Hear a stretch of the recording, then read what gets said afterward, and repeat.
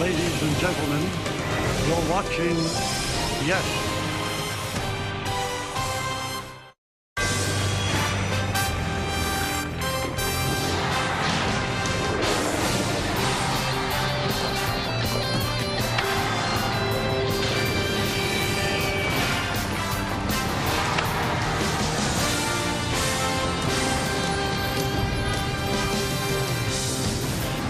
Well, more of the same weather that we've had for the whole weekend, but it is time for baseball. As the Yes Network presents New York Yankees baseball. It's the New York Yankees against the Arizona Diamondbacks in the final game of a 3-game set, the rubber game here at Yankee Stadium in the Bronx, New York. Hi, everybody, and welcome to Yankees baseball, along with Paul O'Neill. I'm Michael Kay. Well, this is it, the 81st and final home game. The Yankees were eliminated from postseason play yesterday with all the different permutations that you had throughout the American League. First time since 2016, but they are trying to win games because it's the middle of a pennant race for the Arizona Diamondbacks. Let's take a look now at the pitching matchup in this one. The Diamondbacks sending out one of their best, Merrill Kelly, with a 3.37 ERA, and Clark Schmidt goes for the Yankees. And Clark Schmidt was maybe the 5th, 6th, or 7th pitcher in spring training. He's not that anymore. No, he is really establishing himself. I think if you look at what he did all year, he got better and better and better. He's got to the point where, I mean, you know he can spin the ball. He has no issues with righties. He's going to have, if he had a project in the offseason, is to learn how to get a changeup to get left-handers out. He's on his way to be part of this rotation. Let's take a look at the numbers. Allowed 3 runs or fewer in 23 starts. One of just 9 American League pitchers to do that. Pitches 1 through 75, good numbers. After that, he has a little trouble. He has to work on that. His curveball has been great for him. 5th best in Major League Baseball. 40.6% strikeout rate on that very pitch. Well, we told you the Yankees were eliminated yesterday. Well, what's going to happen next? Aaron Judge and Aaron Boone, they have opinions. Justin Shackle has all that next when we return right here on Yes.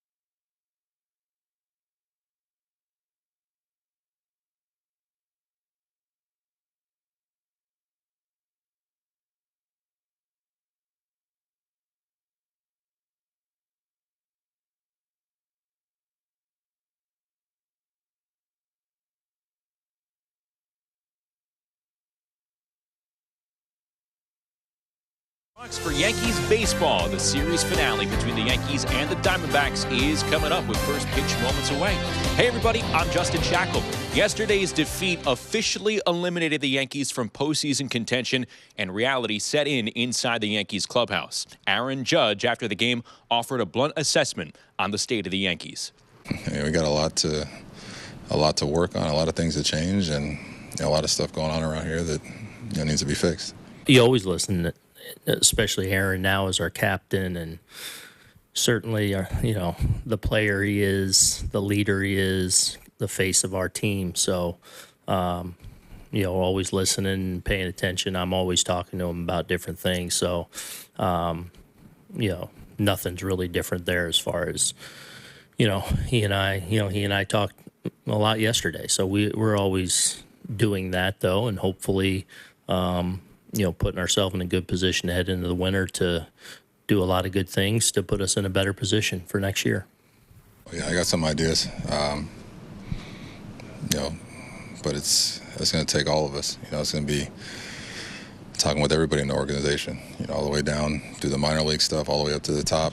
There's a lot of stuff we got to work on and improve. But like I said, there's a lot of bright spots, that we've seen with these young guys coming up, and this is the time to build on that. And Aaron Judge went on to say he has no plans of shutting it down the rest of the way. Boone said he'll be in discussions each day with the captain throughout the end of the regular season.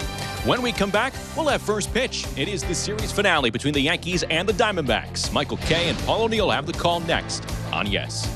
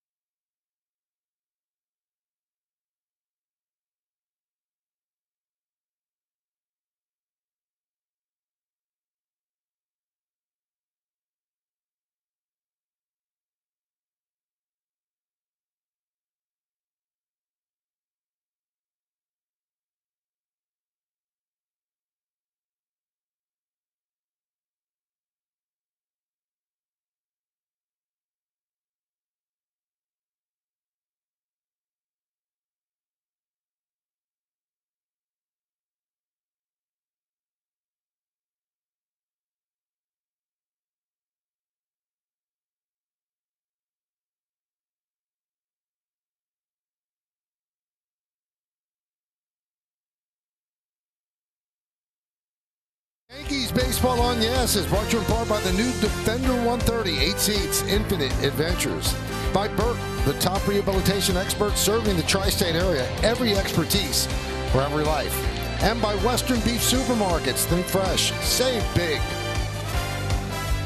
It's just an awful day here at the stadium. They are starting this one in a misty rain. And they'll probably play through this sort of weather throughout to get in this game. Take a look at the Diamondbacks starting lineup brought to you by TikTok. Carroll's in right, Moreno will catch. Tommy Pham, the DH, hits third. Christian Walker at first, Alec Thomas in center. Lourdes Gurriel Jr. will play left. Emmanuel Rivera at third, Jordan Lawler at short, and Geraldo Perdomo, the second baseman, is going to bat ninth. And they'll be facing that guy, Clark Schmidt. This will be his 31st start, 9-9, 4.65 ERA. You see all of his numbers. Let's check out the Nissan pitcher scouting report. Well, he has established himself. I mean, he's had a good year overall. I mean, he had a 6 ERA in late May, and he's really worked it down. The 6 righties in the lineup, it's kind of surprising. Righties 233 against him, and they did not stack the lefties like most teams do. And 75 pitches, 250 opponent average. After that, 348. So that's something he needs to work on. So we're underway here at the stadium. The 1-0, broken bat looper into right field. That is going to be caught on the run by Oswaldo Cabrera for the first out. Well, let's check out the defense presented by Buick. You've got Pereira back in the lineup.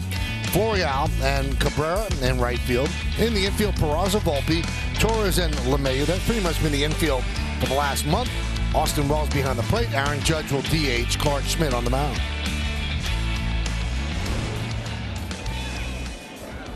Moreno takes inside, 1-0. The wind is brisk, blowing in from left field straight toward home plate. Well, yesterday, outfielders, actually the infielders too, had all kind of problems with the wind. So let's see if that comes into play again today. Seems like the wind's even blowing harder.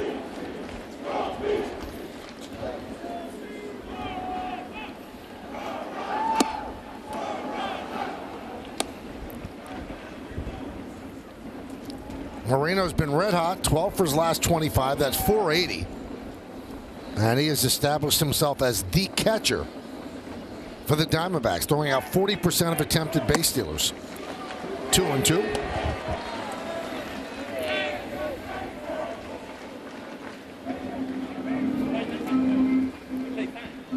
Now this game is the makeup game from the rain out of Saturday.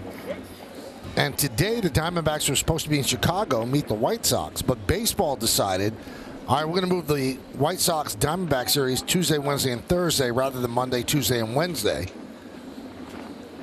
so they could squeeze this final game in. Major League Baseball obviously wanted to avoid the Diamondbacks coming back the Monday after the season ended. That would be a week from today, which is an open date before the wild card series begin.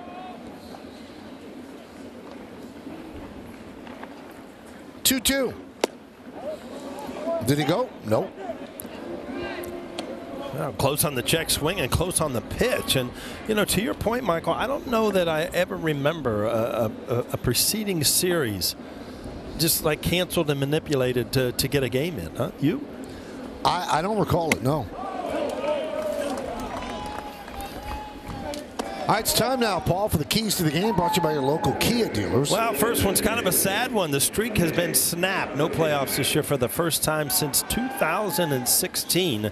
DJ back in the lineup, back on top, has reached base 4 times yesterday, 314 in his last 9 games. And spoiler alert, you got to look for something to play for. And you've got Arizona in the wild card hunt. And then you're going to head off to Toronto, who obviously is in the hunt also. Right now, if the season ended today, Arizona would be in and Toronto would be in. But nothing's been clinched. Now, we've been telling you that the Yankees have been eliminated. And if you look at the numbers, you could actually come up with scenarios where, well, Houston and Seattle could finish with the same amount of losses. But because Houston's playing Seattle, that's going to be eliminated when one of them wins tonight. So it's a little funky math, but the Yankees are, in fact, out of the playoff hunt.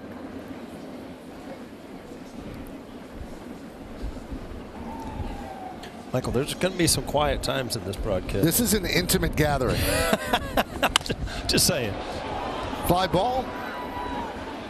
Everson Pereira makes the play. Boy, the wind knocked that down.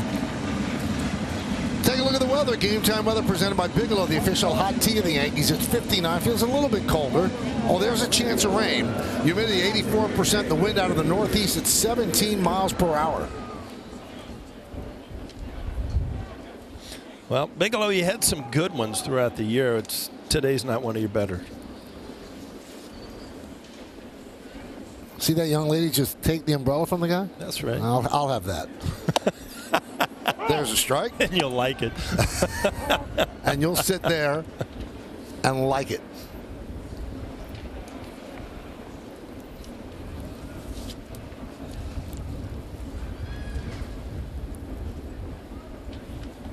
Well, if you have a strong voice, or as they say, a leather lung, players could hear you today. Remember, this was not a scheduled game, so the tickets on Saturday don't automatically just shift to that. You can actually use them next year. So these people have chosen to be here today. That one gets past Wells. Bounces right back to him, but Moreno advances the second.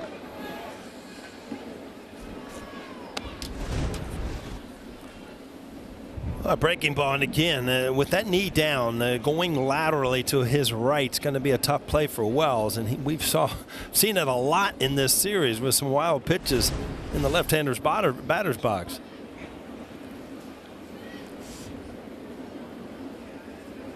So Walker with 97 ribbies has a runner in scoring position here in the first.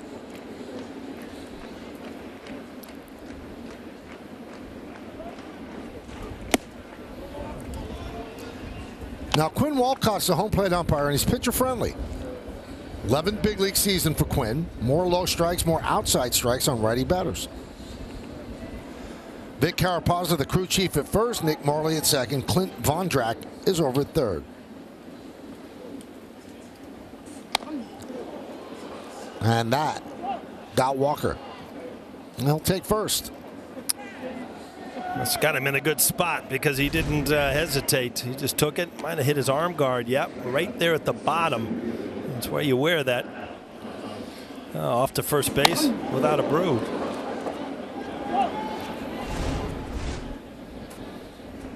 I keep wanting to adjust my monitor, Michael. It's a little smoky, a little hazy, huh? Foggy. What we got working? I think foggy works. Haze, mist. It's true Gotham City today. Yes, very much. Wonder where Bruce Wayne is sitting. It's coming up in the third inning. You didn't know? Coming up in the booth. Do you know the scene where the Joker dances around the steps? Of course I do. It's right down the block, those steps. No. Yeah. Really? Oh, yeah. I didn't know that. On Jerome Avenue. I think off Shakespeare. The 0-1. I always wonder about those because, you know, you do a lot of movies scenes, obviously, in New York City, and, you know, you have to shut down the street in the area. I mean, what do you do in the middle of the night or something? I think so, yeah. It's not like you can go at 5 o'clock in the afternoon and just shut down the city, huh? You could. Yeah.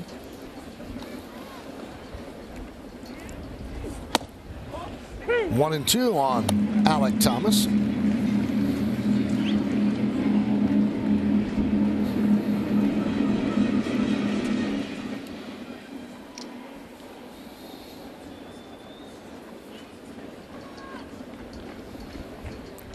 First and second, 2 men out. Rip, fair ball down the right field line. That'll go into the corner.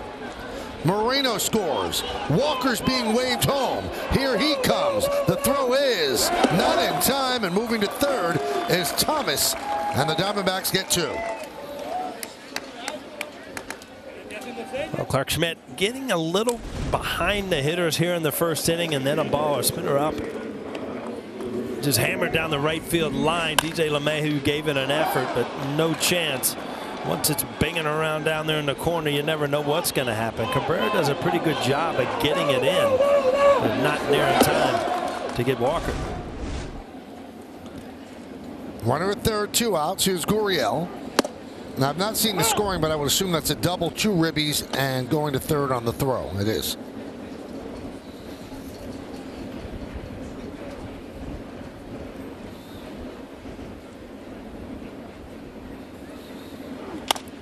Check swing. Right back to Schmidt. Over to LeMahieu, and that'll do it. For the Diamondbacks, 2 runs, 1 hit. 1 man left. The Yankees coming to bat.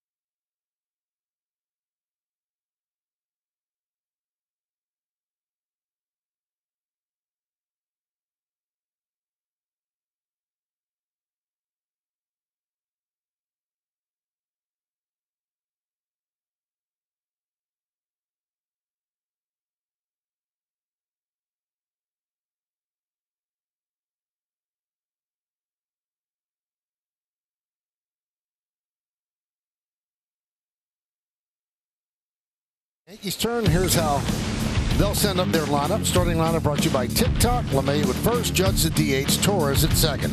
Cleaning up the catcher, Austin Wells, then the rookie shortstop, Anthony Volpe. Oswaldo Cabrera in right field, about 6. Batting 7th, third baseman, Oswald Peraza. Esteban Florial in center field, about 8th, and batting 9th and playing left field, it's Everson Pereira. And they are facing Merrill Kelly, making his 29th start. His numbers are very good, obviously, and I think he'd like to walk a bit fewer people. Let's check out the Nissan pitcher scouting report. Well, another good one. I mean, Zach Gallen yesterday, Kelly also in the National League's top 10 in a lot of pitching categories, and a great changeup. This is probably his top pitch. 164 opponent average against. Has not given up a home run all year off that changeup. And playoff push, I mean, starting next weekend versus the Astros, then they hope to get them in the wild card. That's why they were so, it was so important for Arizona to get these games in. Pitch inside. Diamondbacks have not made the playoffs since 2017. Yankees have made the playoffs every year since 2016. And this is the first game that Aaron Boone has ever managed that had no playoff implications. Because he's made the playoffs each of his first 5 years. Sky the other way, giving chase is Carroll into the corner. Foul ball. I was checking out the defense presented by Buick. Gurriel Jr.'s in left, Thomas in center. You saw Carroll over and right. In the infield, Rivera, he could pick it. Lawler, the highly touted youngster. Perdomo at second, Christian Walker at first. Tommy Pham, the DH, Gabriel Moreno behind the plate, catching Kelly. I don't know if you noticed, DJ LeMahieu is kind of shaking his head. I mean, this was a ball that was probably, I don't know, 20, 30 feet fair off the bat, and the wind is just taking the ball towards the stands again as it did yesterday.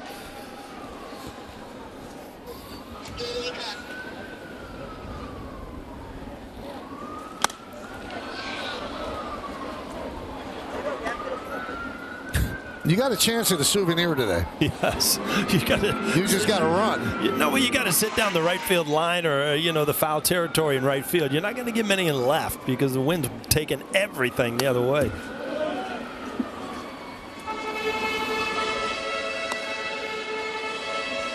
Lights are on, of course. The sun is a rumor. It's up there somewhere. It's up there, but it's behind a lot of clouds.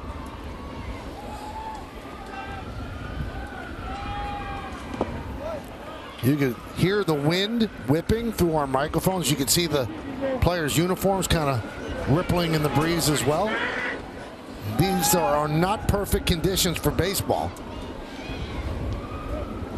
Yeah, temperature-wise, cold is never fun, but wind is even worse. It affects everything.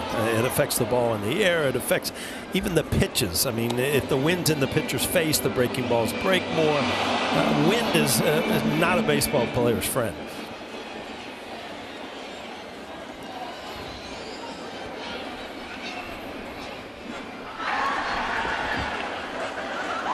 Well, he's happy he came. Got it out of the way early.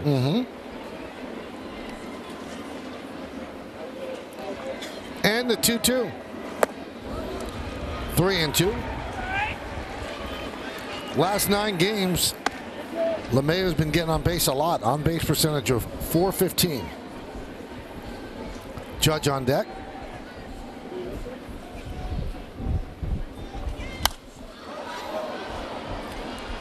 He dug himself a pretty deep hole offensively in the first half, but if you really break down what he has become again in the second half, I mean, you see much more of the DJ LeMahieu you're accustomed to before the toe injury last year. Well, his first 76 games, you wondered, wow, what happened to the two-time batting champion? Hit .220. Last 54 games hitting .276 with a high on-base percentage. So closer to the player the Yankees expected. 10 pitch at bat so far. Well, for Kelly, that's what you don't want as a leadoff hitter. Wrapped into center field. It's a base hit in front of Thomas. So LeMahieu wins the 11 pitch at bat. And that'll bring up Judge. Let's take a look at the league leaders. Brought to you by Citizens Made Ready. This season, despite missing over 50 games, he's 4th in home runs, 4th in on-base percentage, 3rd in slugging, 6th in walk.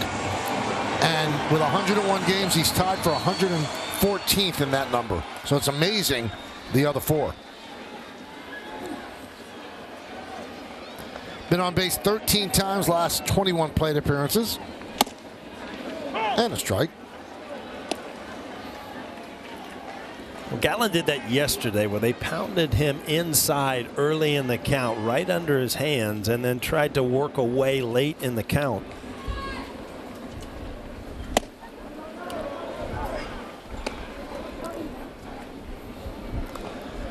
You know, the option is there for Judge to shut it down. He has an injury. He's been playing with an injury.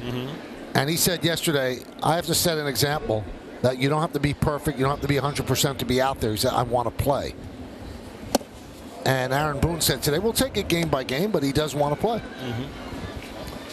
Well, you never know when that Friday night's going to happen again, too. Yep. And he had came out, had 3 home runs, and really lit the crowd up. It was the talk of the town for the night, even though they're, out of this thing as far as playoff.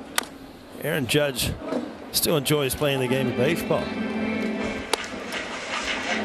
Now, Judge made some really strong statements after the game. He said, those things have to be fixed. He said, I'm going to be involved in it. And Aaron Boone said today, I talk with him all the time. He said, and Judge and Cole are important here, and obviously we'll get their input on what needs to happen.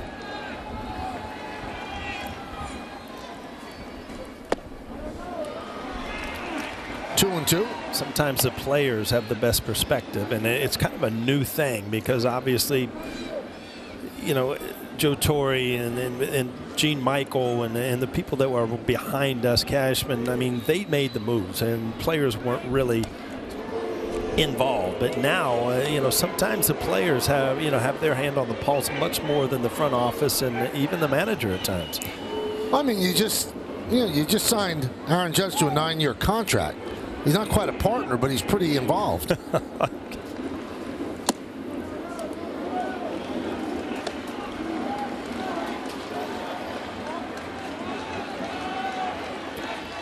So once again, Judge has worked the count full.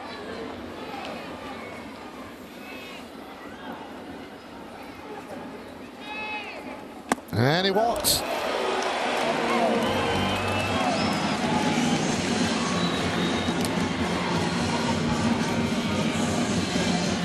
Well, the fellow over on as a manager looking out there think, well, we threw up a 2 spot, and all of a sudden you have an 11-pitch bat and a base hit and then a ball 4. And the Yankees got something going here in the first.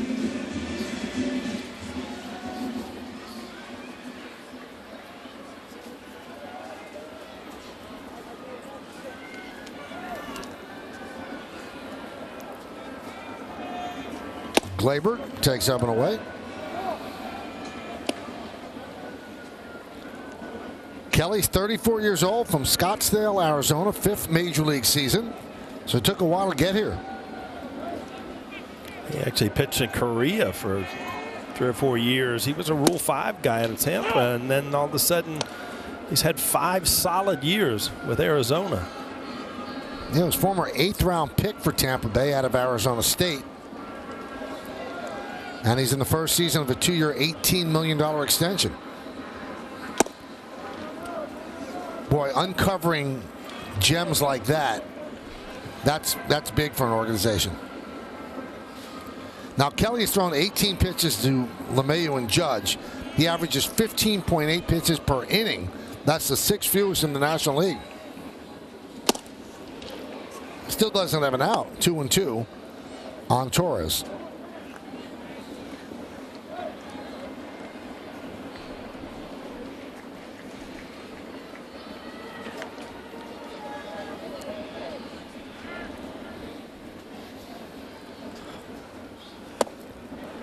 Three and 2 on Torres.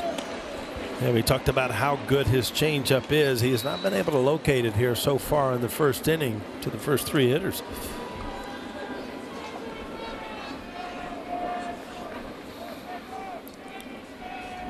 And the payoff.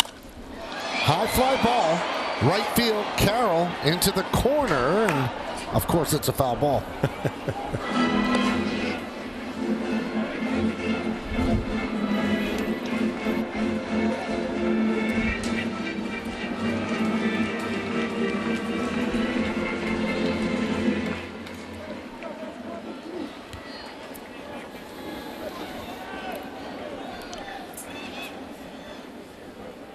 And the payoff.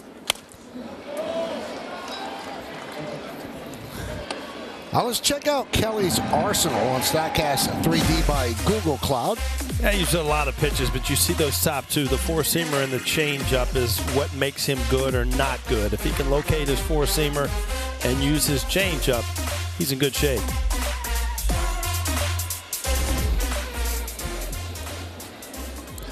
Three-two. Strike 3, Torres. Down looking at a fastball. 1 away.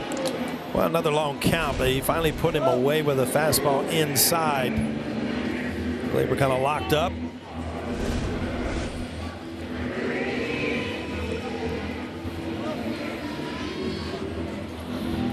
Here's Austin Wells. They play him to pull in the infield and go the other way in the outfield.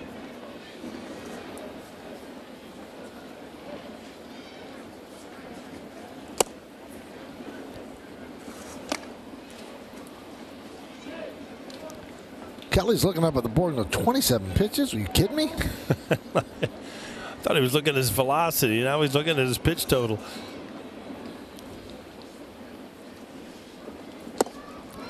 Two and 0.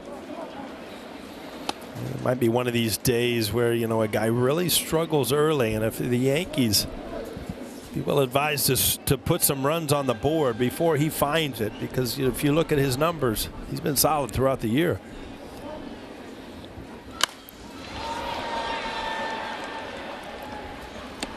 Kelly's got a toughness about him. Look, no sleeves on a day like this. I'd have a turtleneck on. It's really weird. You'll see, you know, Kelly today with no sleeves, and then you'll see some relievers come in when it's 100 with long sleeves on and a turtleneck. Like Chapman. Yeah. Yep. Wade did that one, 2 and 2.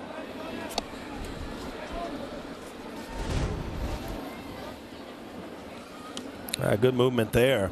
You got a kind of a check swing, couldn't hold up.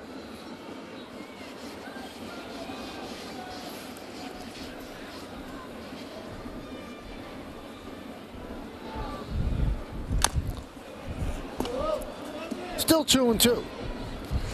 Yankees 78 and 77. Diamondbacks 82 and 73. Volpe's on deck. Yankees obviously want to finish over 500 and certainly want to keep the Red Sox in the basement of the American League East. So you're finding things to play for. That's certainly a couple.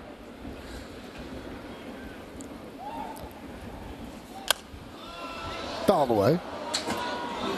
How's the pace of this game working for you, Michael? It's foul ball day at the ballpark.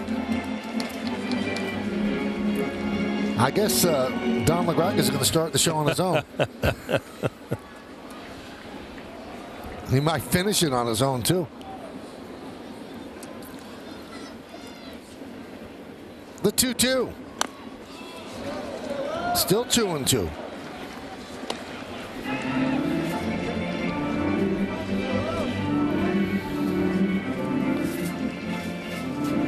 Veteran move by Perdomo. Going to the mound, give him some time. And now Moreno's going out there too, because when you're throwing 33 pitches in one inning, you're gonna sap your energy. Seldom do you see that many pitches, and nobody's crossed the plate yet in an inning.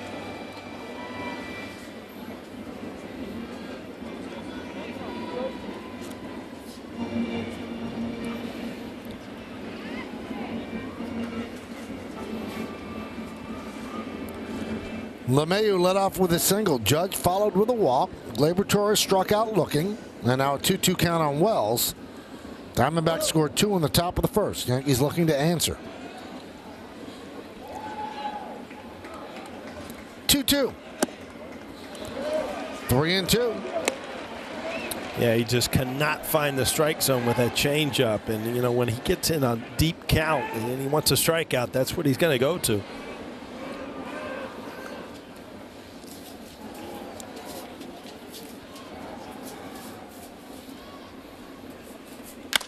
Hit shortly to second. This should be 2. There's 1. And there's 2. A 4-6-3 double play off the bat of Wells. So Kelly works into and out of trouble. The Yankees, no runs to hit. 1 man left. We go to the second.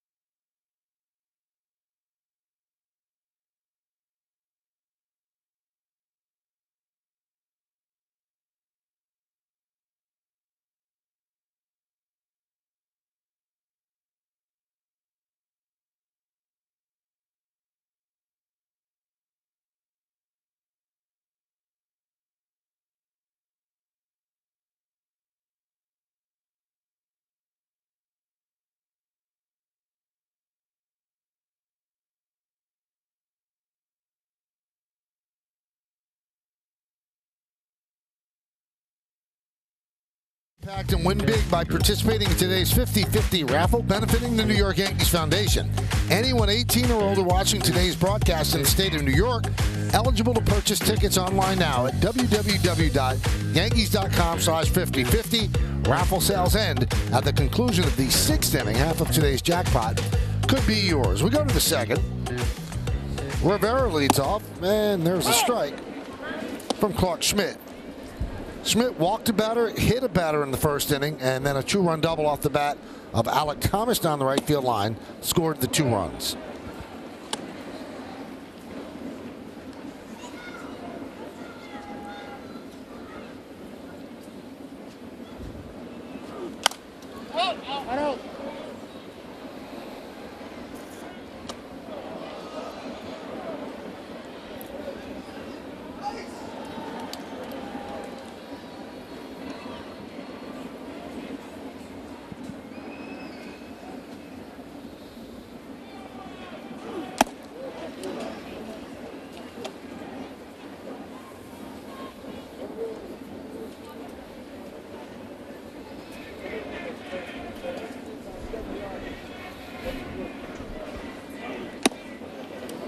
Two and two. Well, that beard's looks like one of those ones you paste on for Halloween. I mean, that's pretty solid there, huh? You ever have a beard? I don't think I could grow one. No?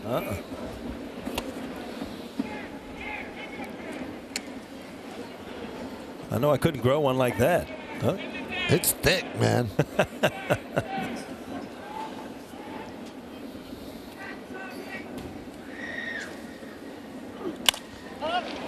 Fly ball center field. Florial is there. 1 down.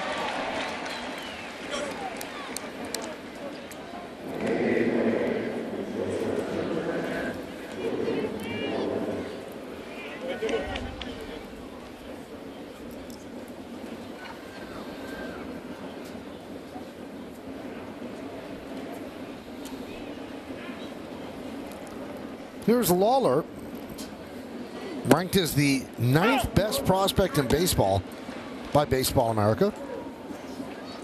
Got an early September call-up, and he is the future shortstop for the Diamondbacks. Has not mastered the hitting yet, but they think he could pick it with anybody.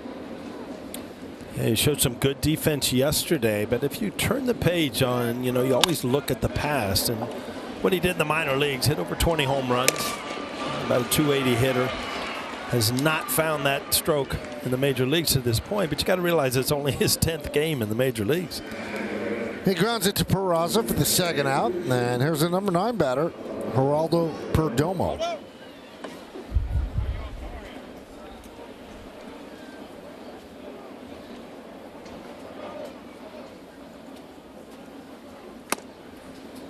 And a strike.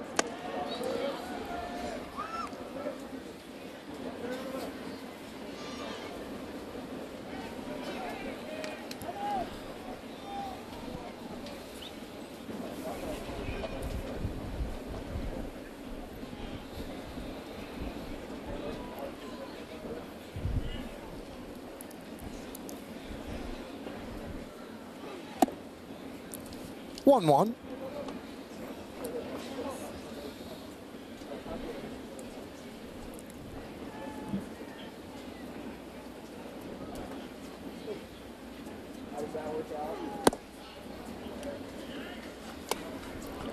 Well, if you think about it, Michael, this has been just a horrible weekend for the grounds crew as far as trying to keep this field in condition. I mean, once you put that, the diamond dry on it and continue, it kind of changes the consistency. So sometimes you got to scrape that off, redo it before the game. The mound, the batter's box, a lot of work involved to keep this field ready. I was talking to Danny Cunningham before the game with some of his crew, and he looked exhausted. He really did. Schmidt works a 1-2-3.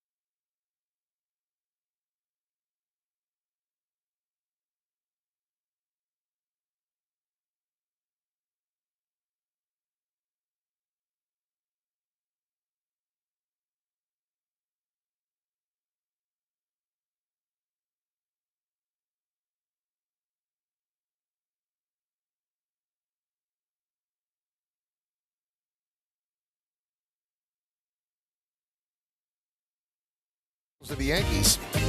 And today's picture was submitted by Adam. His mom, Etta, is a huge Yankee fan who recently celebrated her 100th birthday. Happy birthday, Etta. Oh, the baseball she has seen. Use the hashtag Toyota Pinstripe Pride. And you mentioned yes in pictures you post to social media to reflect your love for the Bronx Bombers. We might spotlight you in a future game. You do the math. You back to 1923. You probably saw Babe Ruth and the boys play, huh? Babe and Lou and the whole gang. Volpe leads off the second. Only 4 batters came to the plate in the first inning, but they saw 35 pitches, 11 to DJ, 7 to Judge, 8 to Torres, and 9 to Wells. 0-2.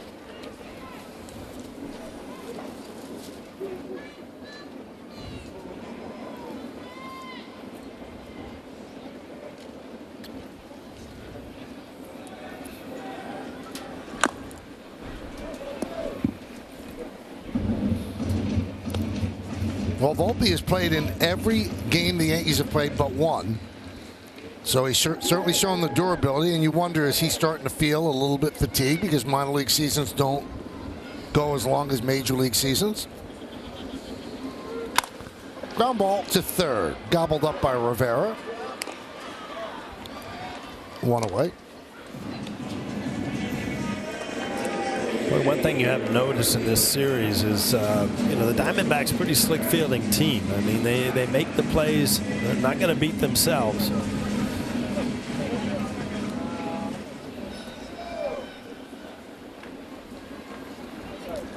Here's Oswaldo Cabrera.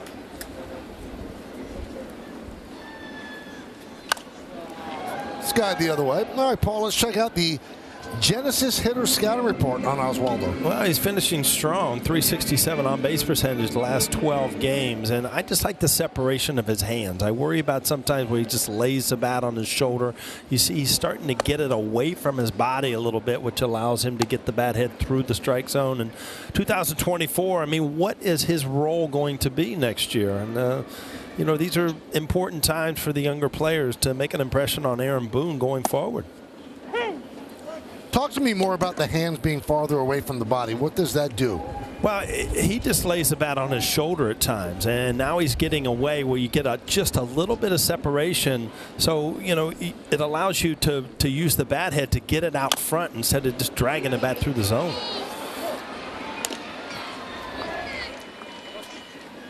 It doesn't really matter where you start your hands, Michael. It's just as you load as a hitter, you have to get him away from yourself a little bit. And you see he is just out in front of that ball a little bit.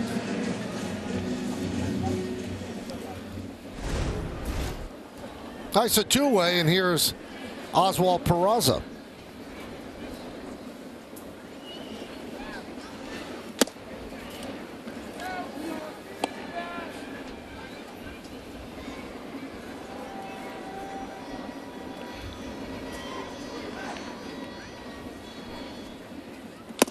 Of the Yankee kids that were called up, and that's accepting Volpe, who started the season with them, they're all hovering right around the Mendoza line. Most of them are under it, so they have not really taken the ball and run with it. Obviously, Dominguez looked great until he hurt his elbow, but nobody has made a statement, I'm in the plans for next year at this point.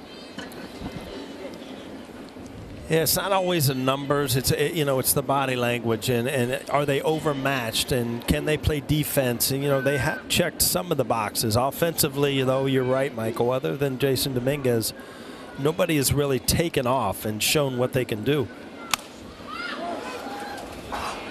2-2.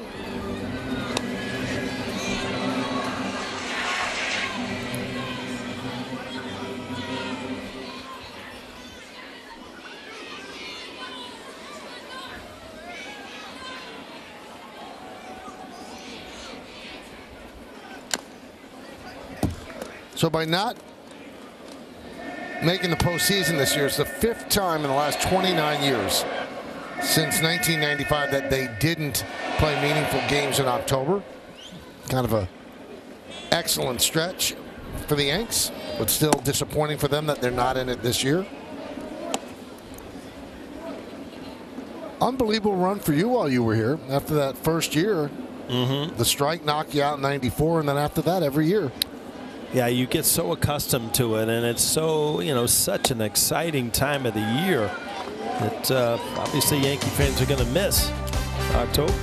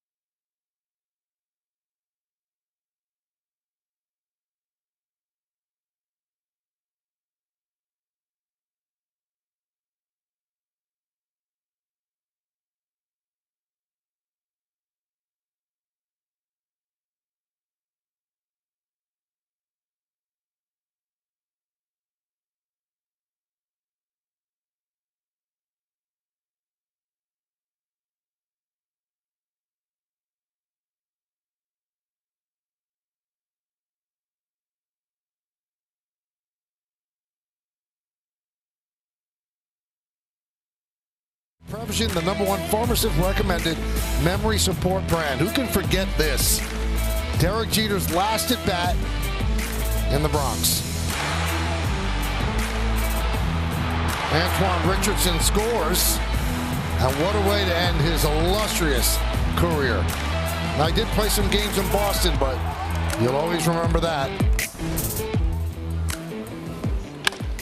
That one is off of Schmidt and trickles into the outfield on the left side. A base hit for Carroll. Let's see if Schmidt's okay.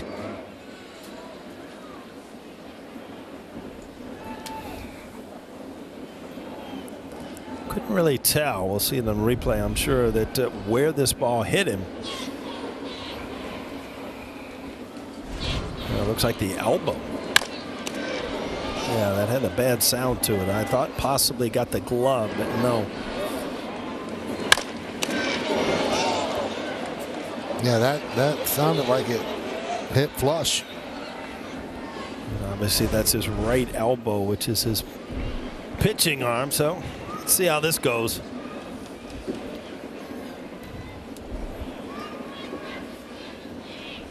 Uh-oh. Well, that first pitch goes a little. That's a little better. We'll see this in slow motion. Did any of the glove?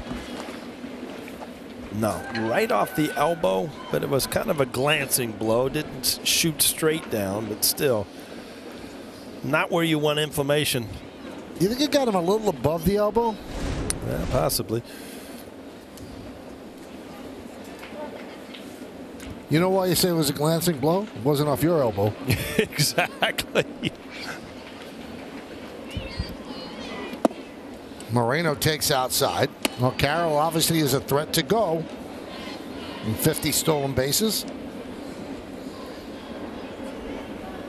He will be your National League Rookie of the Year.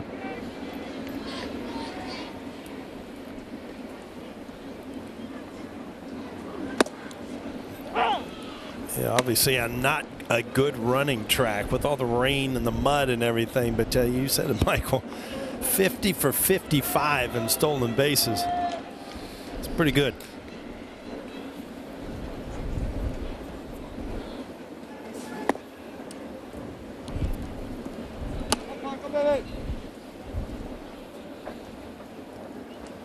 This is a great season for Schmidt moving forward. He has 31 starts under his belt.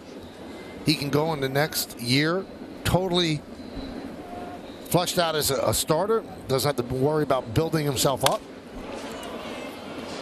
had to win a job in spring training, and then with all the injuries, obviously that job became a necessity. He and Herman were supposed to be on the outside looking in. They ended up being important starters for the Yanks. And all of a sudden, with the emergence of Michael King, I mean, there's a lot in the mix going into spring training next year. Rodon should be much better away from the injuries. Garrett Cole is Garrett Cole, but then, you can sprinkle in a lot of these other guys that have shown that they could pitch and be starters. And you have to get Nestor Cortez right. Because he was so important last year. He adds a little personality to the team, too. And you look at Michael King, though. His last start against the Blue Jays was as good as it gets. 13 strikeouts. Speaking of strikeouts, Moreno down on strikes, one away.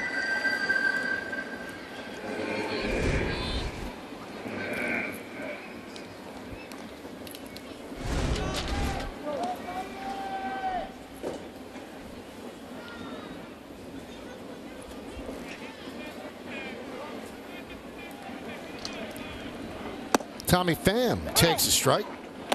Michael King getting a little hearsay down there from the photographer, huh? Really? A little conversation going on.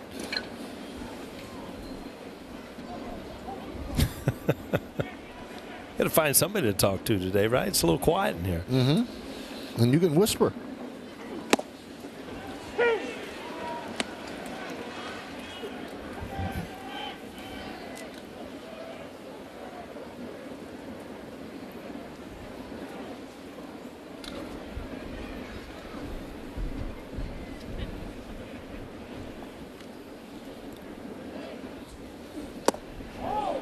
You ever hear the story about Red Barber in 1966? Well, he's a legendary broadcaster, and he was broadcasting for the Yankees, and those were tough times for the Yankees. And there was a game toward the end of the season in the old stadium. The old stadium had 413 paying customers. 413. 413. Now that was a regularly scheduled game. This place obviously is empty because this game wasn't scheduled. Right. And he insisted that the cameras show the crowd. And CBS, that owned the team, didn't like that. They fired him. They fired Red Barber. Red Barber got fired? Yeah, because he said, I want you to show the crowd because I'm reporting what's happening here. And so Troy, our producer, and Michael, don't show the crowd because we need this job. You don't want to get fired. But we've already explained why. This wasn't a scheduled game. That was a scheduled game, 413. So we're off the hook. Yeah. But Red, honestly, ended up losing his job because of it. Amazing.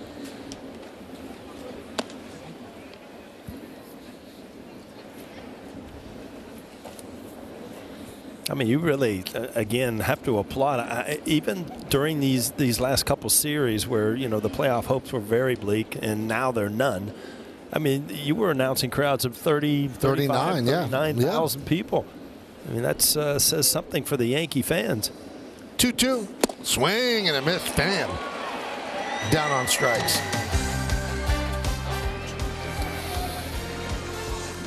Our band is getting antsy. Wow.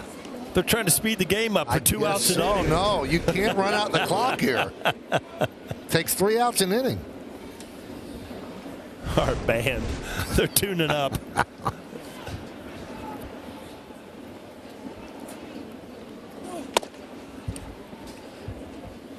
Walker takes inside 1-0.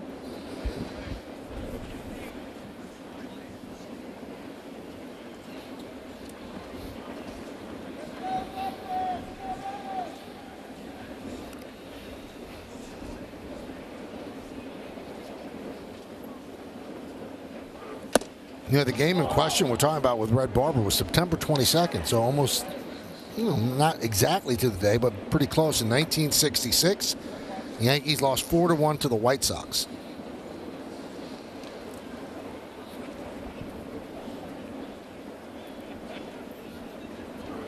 And the Yankees, starting in 65, really hit the skids after all those great years. Went to the World Series Game 7 in 64, and then 65, 66. They were tough years, and the organization didn't really turn around until George Steinbrenner bought the team from CBS in 1973. 3-0. Turned him loose. 3-1. Hey, you talk about that sale on George Steinbrenner. It always gets back to the numbers, and it was, obviously a lot of money at the time, but what it is today, billion-dollar teams. What was it, 18 million, something like that, or? No, much less. Less than that? Yeah. As Walker, I think the outlay at the time might have been like 10 million, something like that. Pretty good return on your money. Over Not too bad. Not too bad.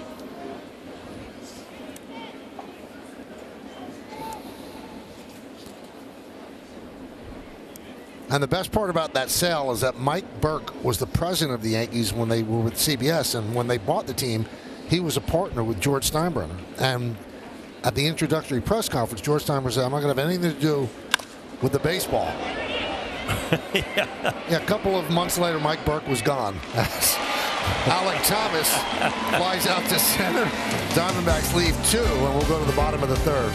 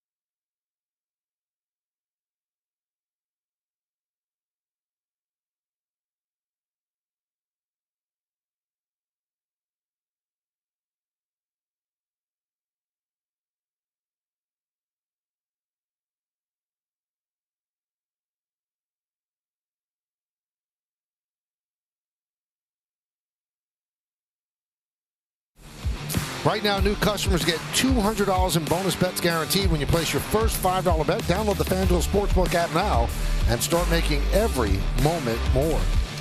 What were those bets, Michael? We had Cabrera 2 hits and Glaber 2 hits. I didn't see. I think those were the bets.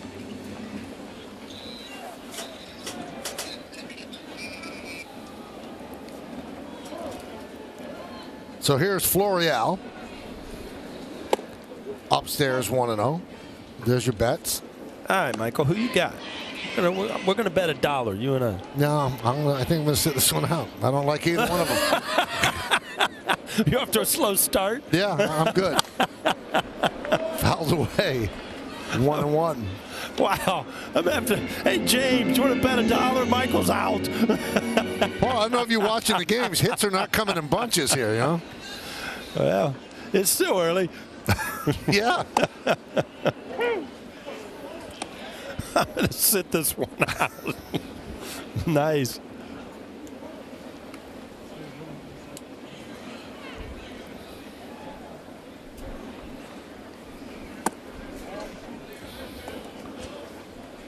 2-2.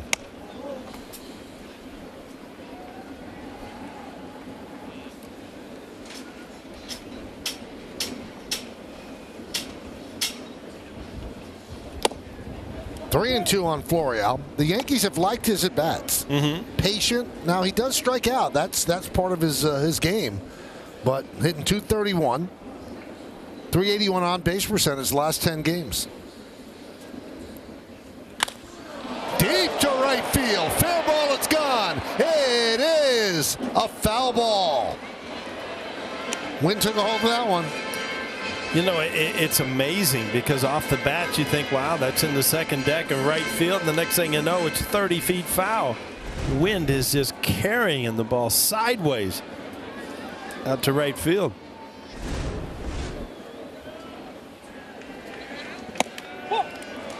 And there is a walk to Florial.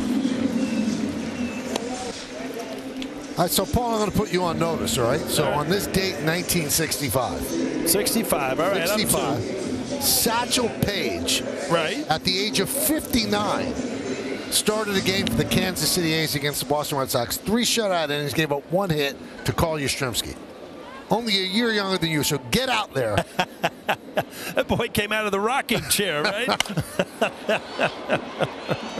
Wasn't that the thing? He was in a rocking chair? He was in a rocking chair right before warming up, yep. As Pereira flies out to center, and Florial just got back. You know, it's funny you bring up that name, Satchel Paige. I mean, baseball fans around the world, I mean, there's not too many people that don't know the name Satchel Paige, you know? Mm-hmm. What was he, 59 years old? 59. And that was, you know, Charles O'Finley, who owned the A's, thought it was a great publicity stunt. And he had invited back several Negro League stars. And he had Satch actually pitching a real game. Amazing. You know, it's also amazing. What brings it together is the one hit is like, Carl Yastrzemski. Yeah. I mean, he played all the way up into the 60s. Oh, Carl? Yeah. No, in the 70s. Yeah. Oh, yeah. I think he finished in 1983. Wow. He started in the 60s. That was yes, he did.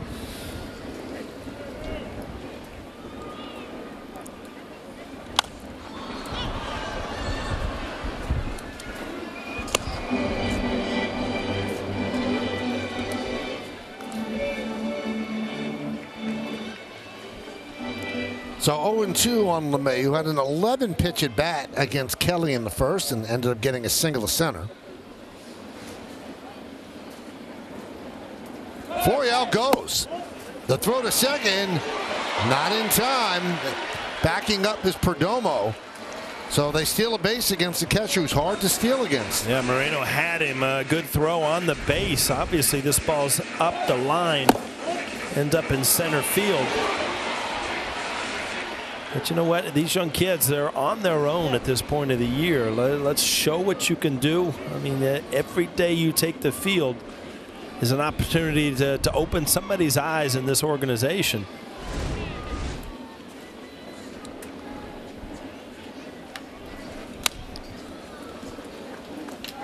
Foul back, still 1-2.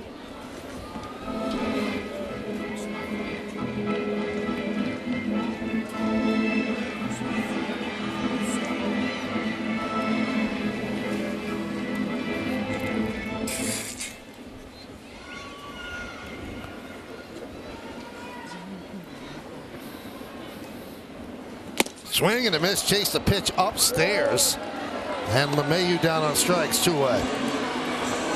Well, you can tell Kelly's figuring out somehow, some way to get through. This is one of those games. We talk about good pitchers that are trying to get through and just grind it. Has not been able to locate much, but has gotten big outs when he needs them.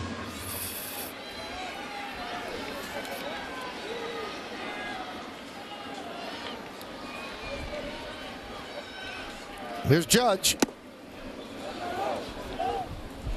They say he went around. Well, not they. Vic Carapazza did.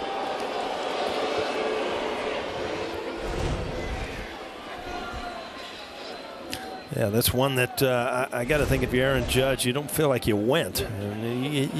Sometimes I think the common sense of what's going on in the game, the umpire should take into consideration. I mean, first base open, Aaron Judge. I don't think he went. I don't think he went either.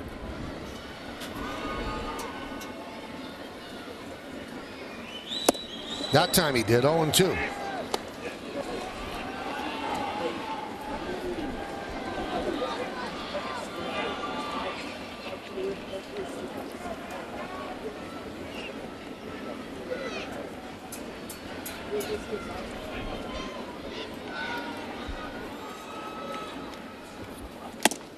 One and two on Judge. Judge walked in the first inning. So 9 hits and 5 walks in his last 22 plate appearances.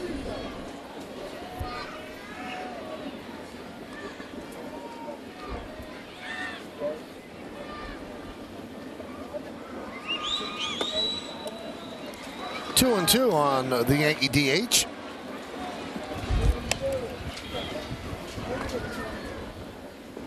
You've seen 2 fastballs in this count. One was a show-me fastball up and in. You almost guarantee that he's going to follow it up as he did with a slider away. He just has not been able to get to that changeup, and this is where he would use it in the full count. 2-2. Anytime that he has an opportunity to strike somebody out. Oh, what a play by Lawler. He took an extra base hit away and turned it into an out. At least an RBI. Judge hit it right on the screws with the young shortstop with the diving stop. And then the presence of mind to just skip it over to first base. 2, 3, 3 hops to Walker. End of the inning.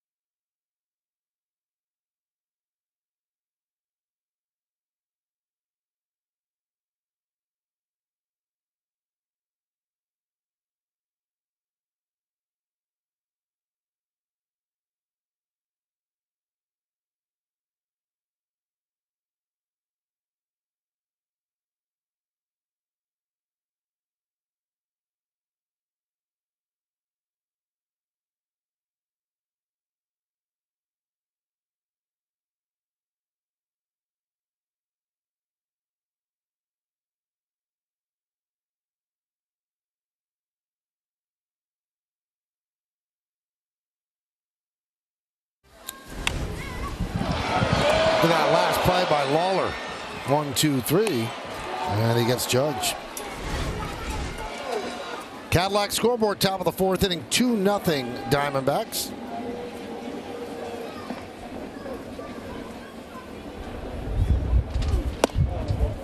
You know, we never got a chance yesterday, but to all the camera people that are out in the elements throughout this entire game, I mean, what a hearty thank you from all of us here in this booth, because you make the show. If the cameras aren't clicking, we don't really have any pictures, so we thank each and every one of them. That was not easy going yesterday.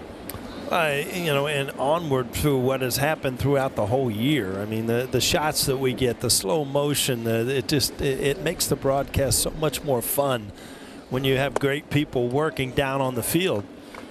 It actually makes us look better. Yeah. You want to hear a story that you will not believe? Yeah. So Dave Chesney's in the booth today next to us, the high home. Yeah. You know, we have a roof over us. It's kind of cold in the booth, but it's not like being outside in the rain. Right. So Frank was up here yesterday. Right. Frank mysteriously disappeared. Yeah, all of a sudden Dave's here. So who knows what happened to Frank? You know what? That story I told about who had to play against Randy Johnson? Yeah. Drawing straws. There you go. He drew straws. They drew straws today. And he's still, but he was soaking wet yesterday. So at least he's dry now. He's a little cold, but he's dry. And again, I'm going to be on the lookout for Frank. There's a ground ball. And grabbed there by Torres. Flips to Schmidt. They got him. Nice play by Gleyber Torres. Good cover by Clark Schmidt. I'm sure they'll take a look at that. Really difficult play, because that's not a play that Gleyber Torres is used to hitting, you know, a pitcher in motion. The first baseman is against his body. Clark Schmidt got there in time. You know, from the naked eye, the first time through, it looks like he got him. Yeah, I think so. You can see his foot slip a little bit on that bag, and it's one of the great mysteries to me. Paul, maybe you have an answer. The bases are essentially rubberized. In weather like this, you've got spikes going on a rubberized base. Your foot's going to slide. It just has to. There's no traction. That's a good view. Definitely got him. You know, you go way back where they used to nail the bags in, you know, the old pillow type bases. Originally, these were called the Hollywood bases, where they actually have a, you know, a little cylinder that you insert in the ground. Stake. Keeps them from moving at all. But the old days, I mean, a bag could actually move when you went into it. This one a much easier chance for Torres as he gets Rivera.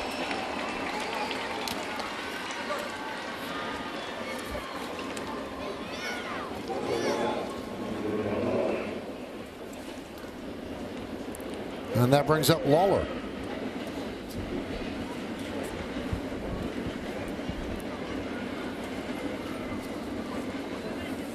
You remember when you were 21 years old, right, Michael? Barely. Well, you're looking at somebody playing in the major leagues, 21 years old.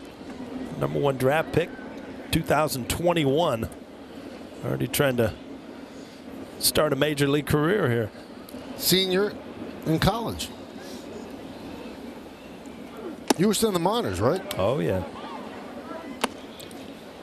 That would have put me, what, 1984? Yes, I was playing in Burlington, Vermont. Nice Year. Nice city. It was very nice, but boy, I tell you what, when you land in Burlington, Vermont, coming from spring training and there's snow on the field, we actually borrowed the University of Vermont's baseball field. We ended up winning the championship that year. Looking back, we had Cal Daniels, Eric Davis. We had some really good players in the Reds organization at that time. What was that? AA? AA, yeah.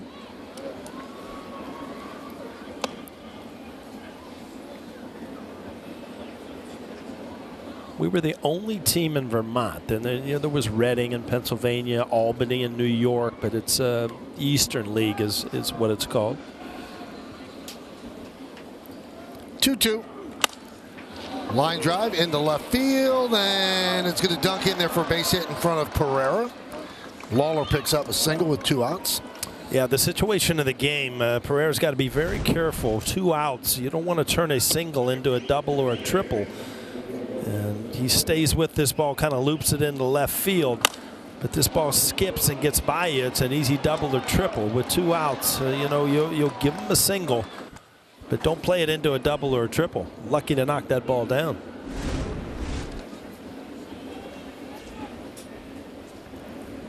Here is Perdomo. Struck out looking in the second.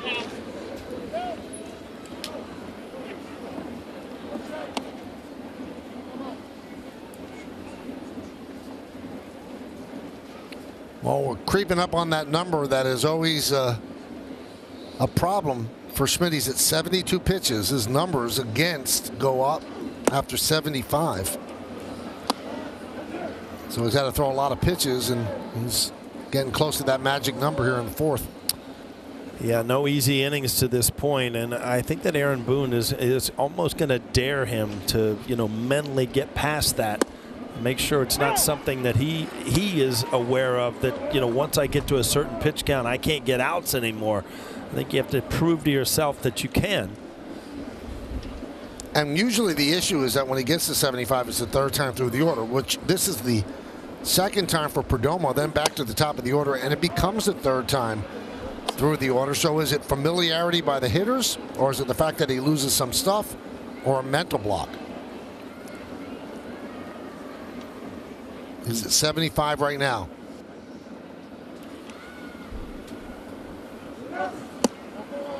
And there's a walk to Perdomo. Well, both pitchers on both sides just, you know, trying to struggle to find location with their better pitches. Blake going to head out there, but has not been sharp at even with this breaking ball. And on the other side, you got Merrill Kelly that cannot find the strike zone with his best pitch being his changeup.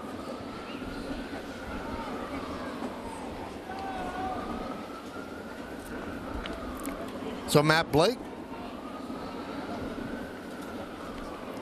I mean, Matt really has to cover his hand because you could actually hear him today. This might work. Forget about reading lips. One time that it might work. My favorite is when the catcher puts the glove over the mask. Yeah. Yeah. It's like wearing two shirts. Yeah. Right? For sun protection.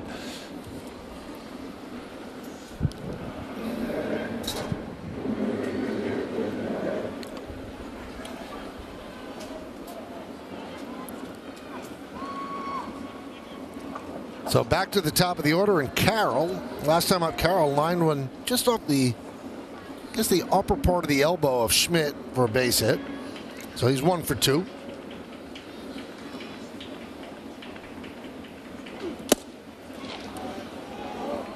Want to know?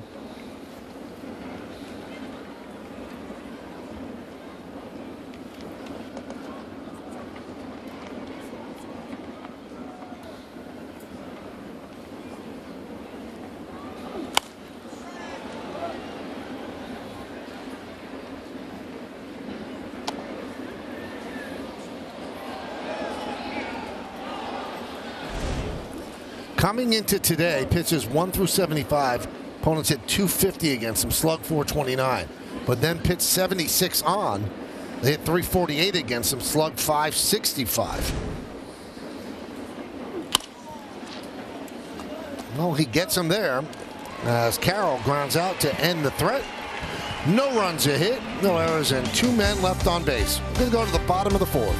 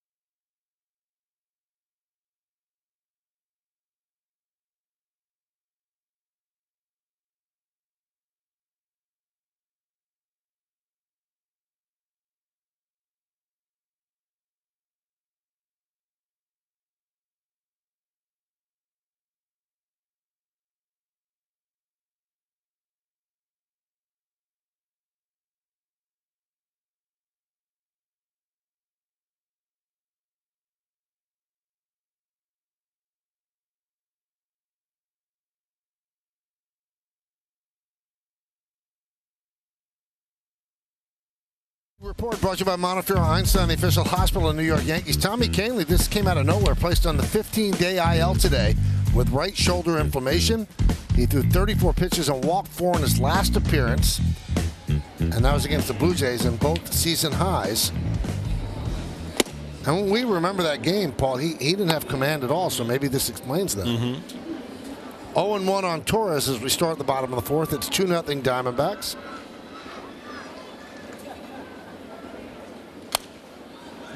Oh and 2. Greg Weissert getting ready.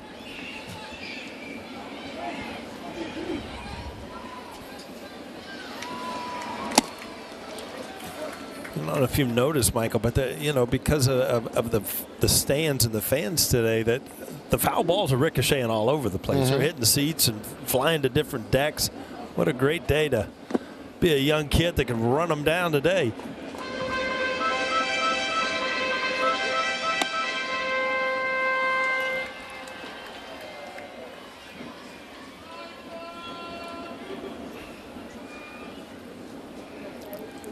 And the 2-2. 3-2.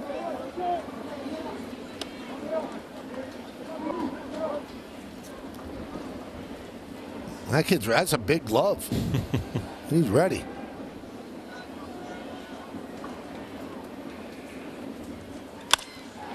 Skied into right center field. On the run is Thomas. He can't get there. The ball goes to the wall.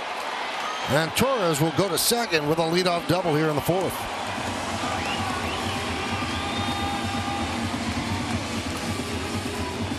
Well, Gleyber Torres has been doing this for the whole second half of the season. This ball kind of runs in, but he stays inside and just lines it the other way. Michael, when you stepped away from our bet, I took Gleyber Torres, so I'm halfway there. I got my first hit already. You took it and James accepted it? Yeah. Really? No, he doesn't know yet. But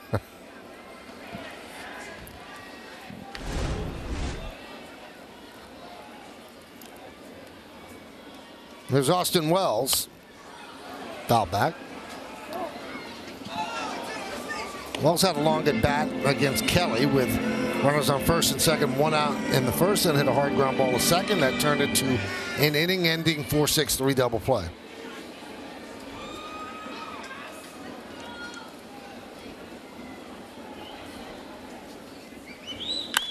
Whoa. High drive, right field. There it goes. See ya. A long shot into the bleachers. Two-run home run. It's a 2-2 game.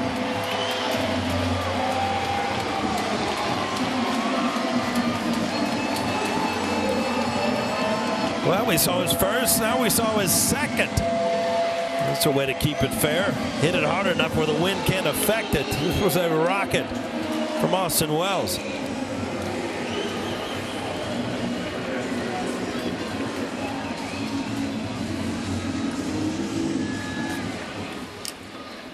.420 feet. 2-2 game. Here's Volpe. Grounded to third, backhanded by Rivera. And Walker can't make the scoop.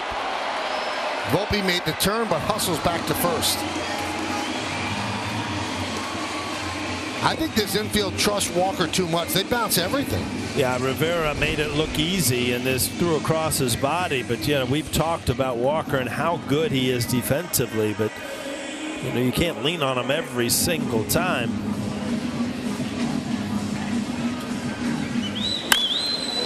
Ball's supposed to be up and in. Kind of in right there. Great swing. Great result.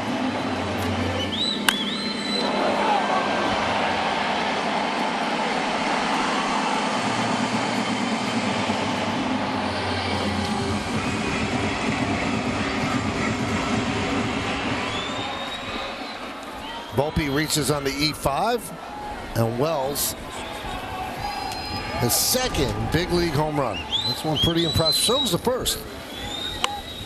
Tries to push a bunt toward third. Cabrera does. Foul ball.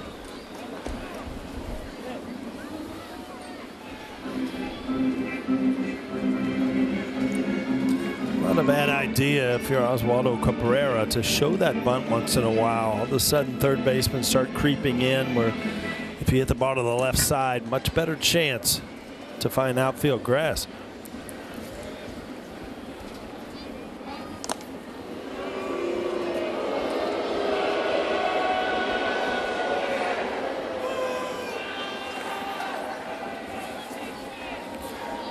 Volpe looking for his 25th stolen base of the year. I know that today is the day. We'll see. It's got the other way, not a play.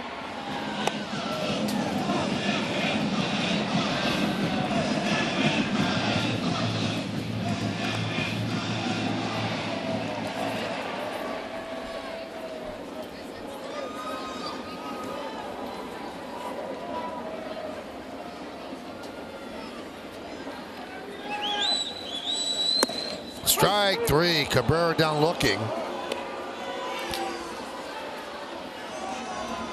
One away. He kind of leans in there, and then you see that bat come with him, and that's where you talk about your hands into separation. That's a strike, bottom of the strike zone. See, when those hands come with you, there's nothing left. You really can't pull the trigger to put a good swing on it. Peraza tips one into the glove of Moreno.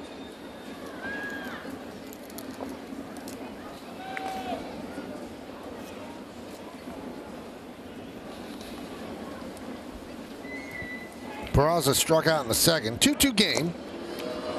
We are in the fourth. They chase Volpe back. Crowd doesn't like it.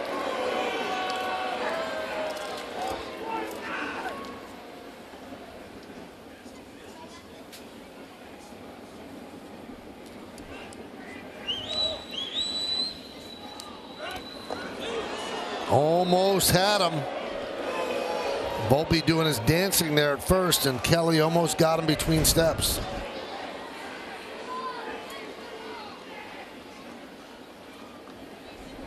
Ooh. I think they're going to challenge that. Looks like they got him on the hip right there before his hand got. Arizona is challenging the safe call at first base. Now, did the heel of his hand hit the base? Yeah, you really can't see there. The base, you know, it didn't move, but it was a kind of a freeze picture there. So very close play. And you're right, Michael. He does do that dancing. I don't know that you're going to be able to see here either. Definitely was tagged on the hip, but you cannot tell 100% if that heel of the hand had hit the base in time.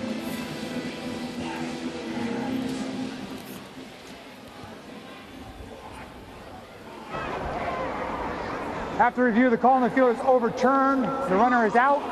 Arizona retains their challenge.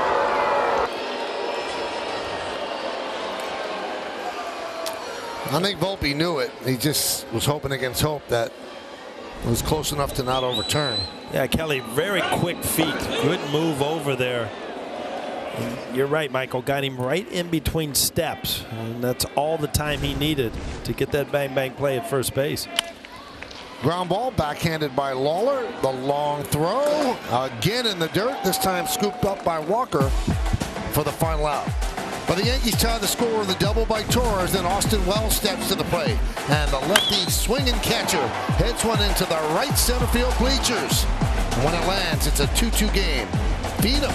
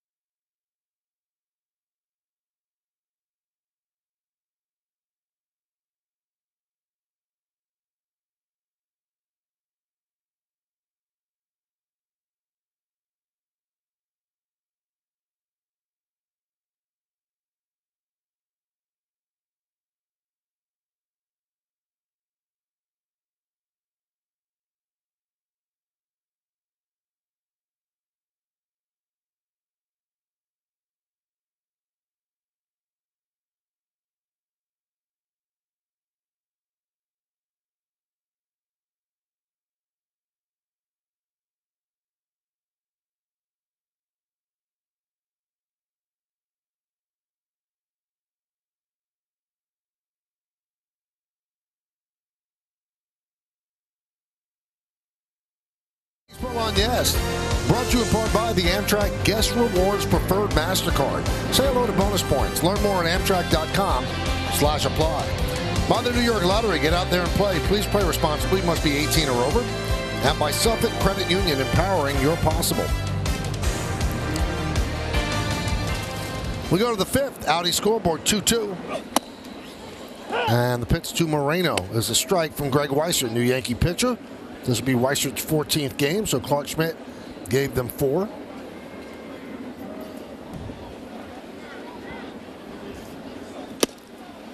1-1. Moreno, Pham, and Walker here in the 5th. Big game for the Diamondbacks, trying to hold on to a wild card spot.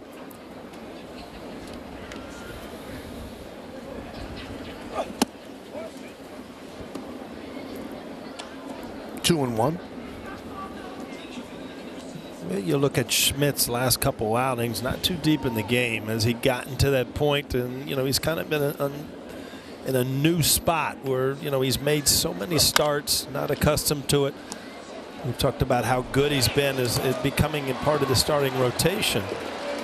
But is he running out of gas, or did he just have a couple off games? Again, the arm strength of Peraza has really helped him. All these infielders using the grass. Yeah, that's a double hop, kind of an in-between hop. Good play by DJ LeMahieu.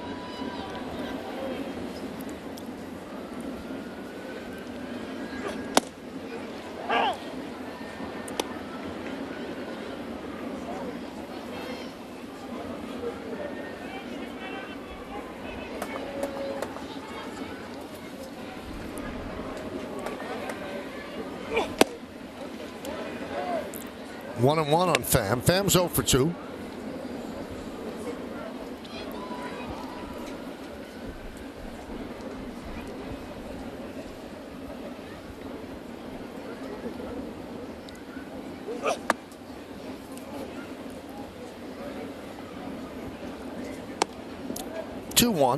Pham with a fly ball to left and a strikeout. Diamondbacks have gotten hot at the right time. 6 of 7 they've won and 11 of 16.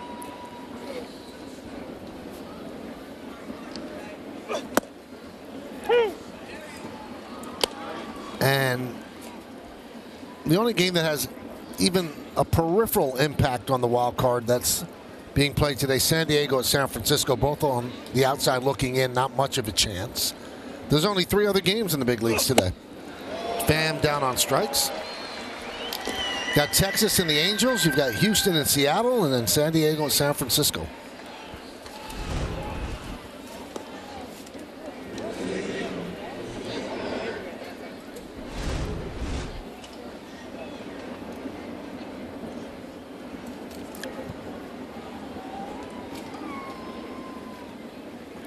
And Houston and Seattle, that's quite a matchup. Verlander against Castillo. That one is wrapped into center field. A base hit for Christian Walker. He's been on base all 3 times. Hit by pitch, walk, and that was single.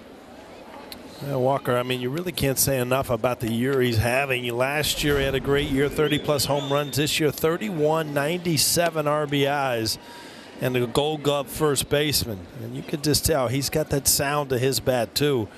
A home run the other night. Big power guy. Great story. It took him a long time to get here, but now taking this chance and running with it. Become an impact player.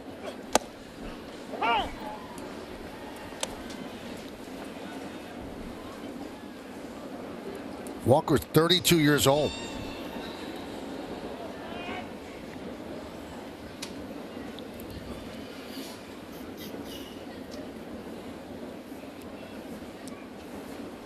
And he goes.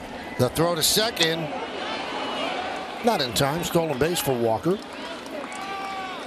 You don't think of as a first baseman power hitter, but I mean, that's his 11th stolen base of the year, and it's all about the jump there. I mean, it's a great jump, kind of cheating on the pitcher.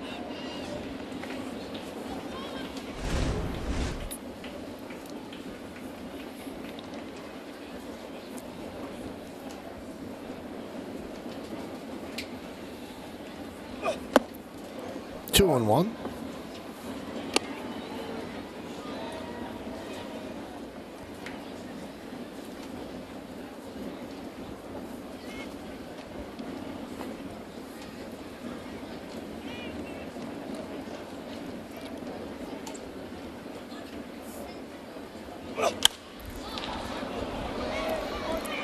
Two and two. Looking at that stolen base, Michael, and you see the accumulation of all the diamond dry. We talked about how the field can change. It's almost lip high over there at the base. Not much of that out of the ground.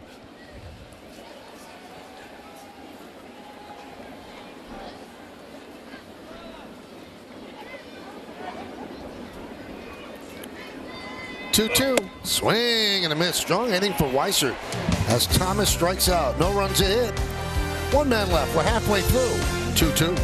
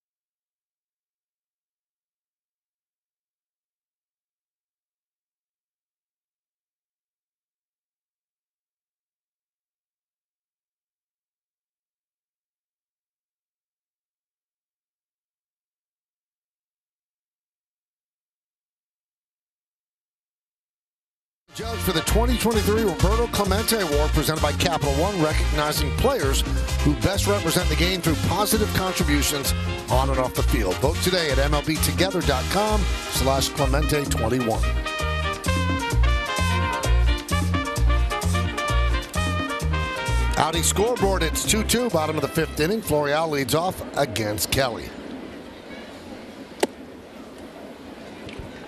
1-0. Kelly walked Florial in the third.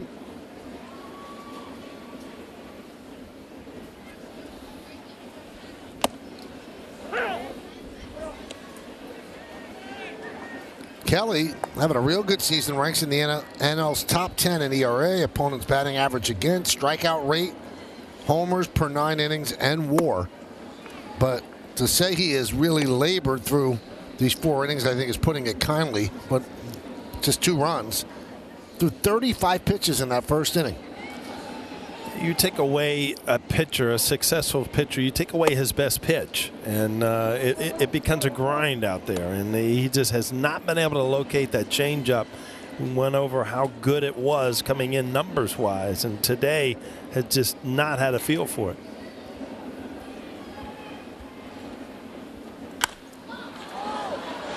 Sky-high pop-up on the left side. See how the wind affects it.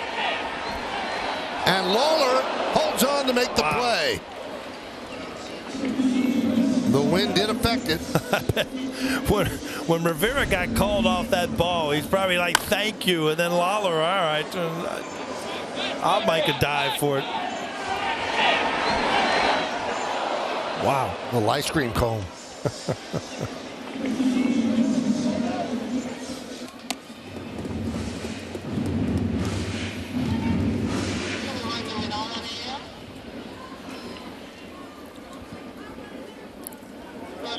Here's Everson Pereira. Everson has been sidelined with a hamstring. He kind of slipped down a step at Fenway Park. So this is his first game back. Still looking for his first home run. Line drive. It is a base hit. He didn't know where the ball was. Held up. He rounds first. He's going to second. The throw from Carroll is not in time. It's a double for Everson Pereira. Well, you're right, Michael. Look, his head's down. He thinks he pops it up and then looks down and sees it rolling down the line in right field. Good thing he's got a little speed. Turns this into a double.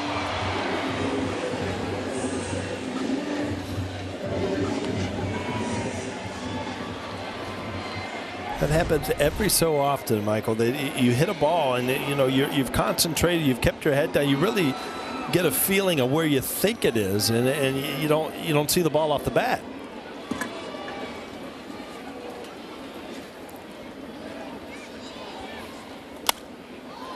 LeMahieu fouls it away.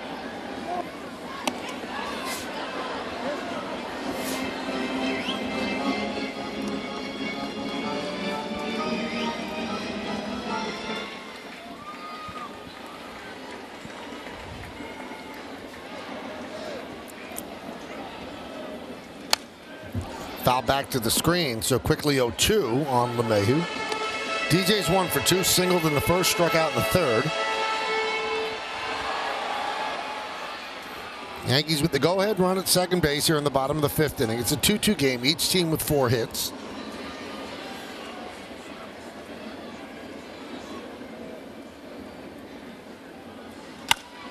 High fly ball. Right center on the run. Thomas still back.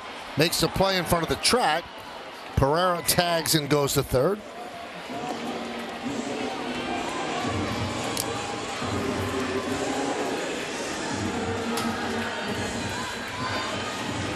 And that brings up Judge.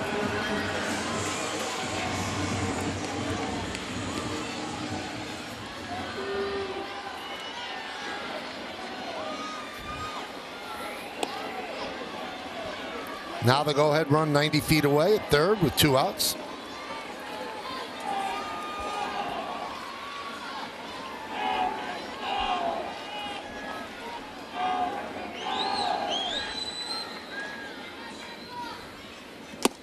Big cut on the cutter. 0-1.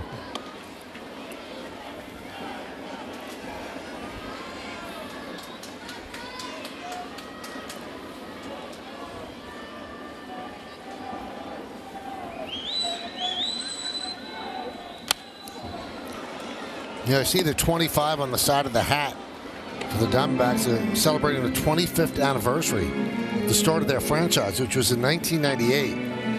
And it makes it all the more amazing. They won a championship in 2001. They were in the playoffs the second year of their existence.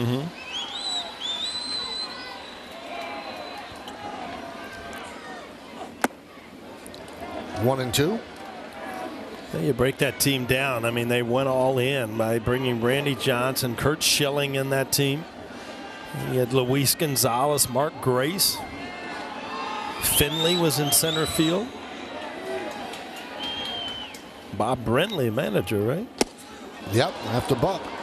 As Judge goes down swinging, and that'll do it. No runs a hit, and 1 man left. We're going to go to the 6th inning in the Bronx. It's 2-2.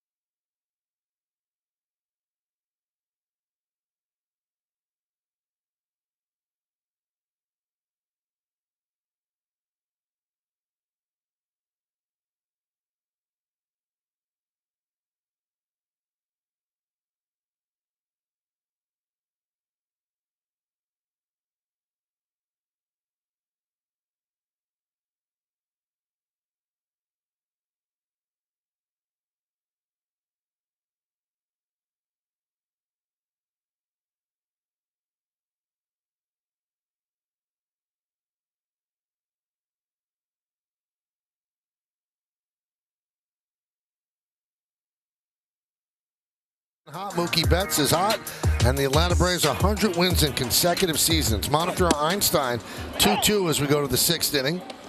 First time for Atlanta to win 100 games in consecutive seasons since 02-03. 105 ribbies as the leadoff hitter for Betts. It's a major league record.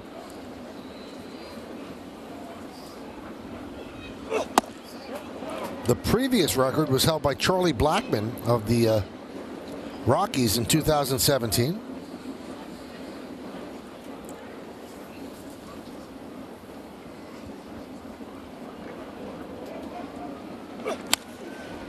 So I don't know if you just heard what Bob was saying. The kid Kirkering, his father, was watching his son pitch and was sobbing the entire half inning. And you know what? Being a dad, you can understand it. You really can. Because that's a journey that no one takes alone. The parents are heavily involved, mom and dad, taking kids through games and stuff like that. So I mean, that you're on that mound too. No doubt. You know, I used to watch my kids play, and sometimes I think it's harder to watch your kids than it is to play yourself.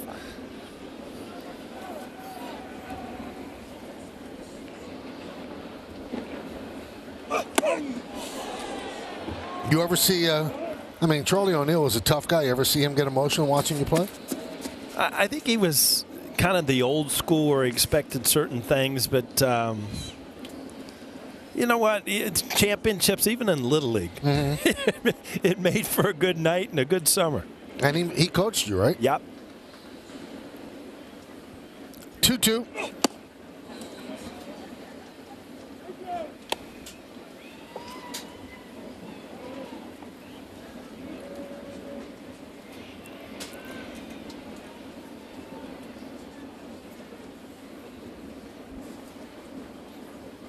And the pitch. High fly ball. Left center. Who's going to get it? Florial makes the call and the catch.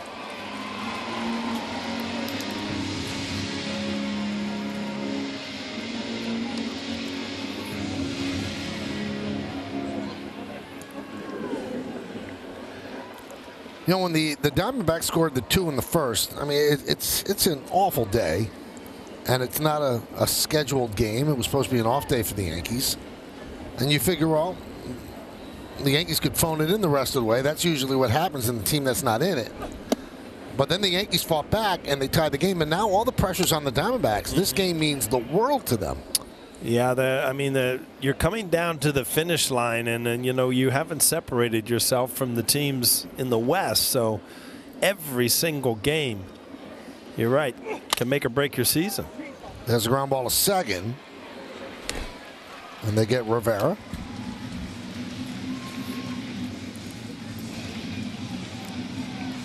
That's the wild card right now, so they have a half game clear of the Cubs. But that's just a game in the loss column. Marlins right there, and the Reds still hanging. So you can't give away games. Here's Jordan Lawler. And for the Diamondbacks, you know, they haven't made the playoffs since 2017. Mm-hmm. And they put together a nice collection of young players with a lot of athletic talent. They want to be in there.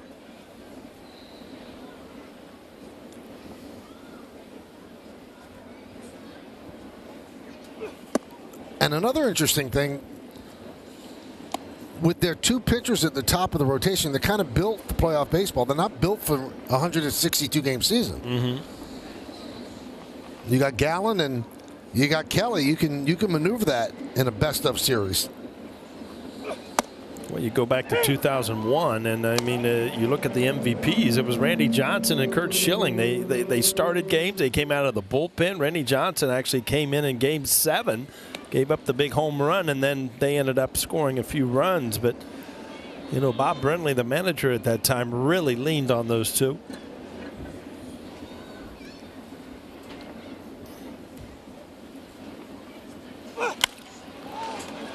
Popped up on the right side, giving it a look, is LeMahieu.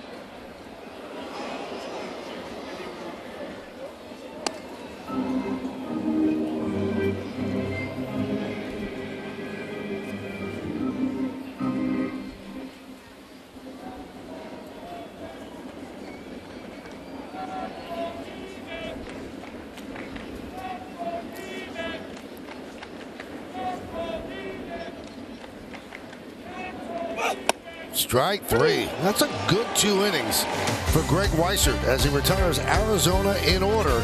We'll go to the bottom of the 6th.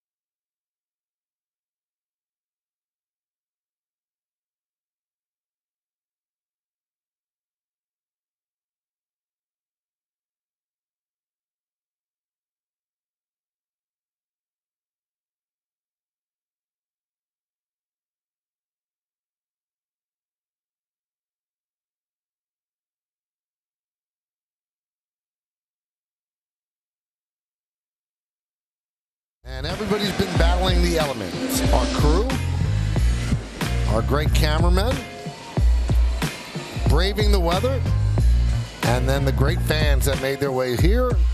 The umpires putting in work as well. And Danny Cunningham's crew, been amazing. Nobody spreads dirt like Danny. Montefiore Einstein scoreboard, bottom of the 6th inning. It's a 2-2 game. And Andrew Salfrank will take over. Just a call-up, and he's done a great job. 7 games, has not been scored on yet. A really good sinker to go along with a curveball.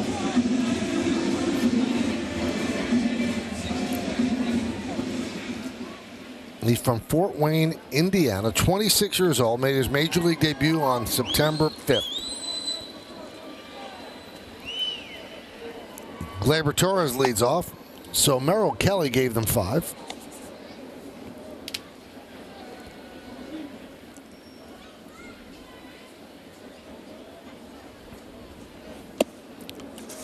You know, today's a big day in the history of baseball. Did you know that? We got 1974. Dr. Frank Jobe actually performed Tommy John surgery on Tommy John. Wow. The original Tom. The original. It was just called surgery then. Then you know what? He ended up winning more games after the surgery than before. Yes, which sir. is amazing, right? Think about all the careers that have been saved. Yes. And a 4-pitch walk to Gleyber Torres.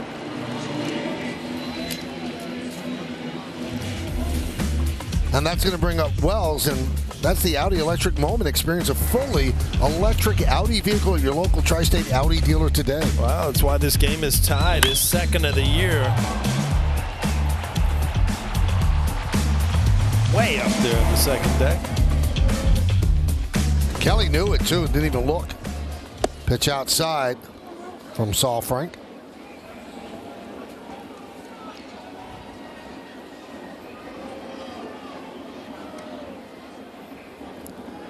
Now, Saul Frank said it's been easier pitching, you know, making his major league debut. He said it's a playoff situation. He said we're trying to make a push, and it doesn't really allow for much overthinking. Nick Ramirez heating up. Good 2 innings for Weissert. No days off the rest of the way. 3 in Toronto starting tomorrow night, then finish the season with 3 in Kansas City against the Royals.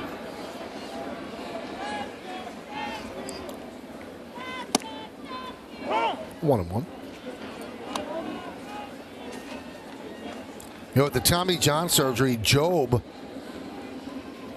gave John a 1 in 100 chance of ever pitching again.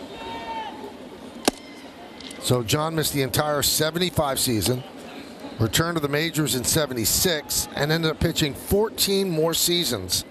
And as Paul said, he won 164 after the surgery.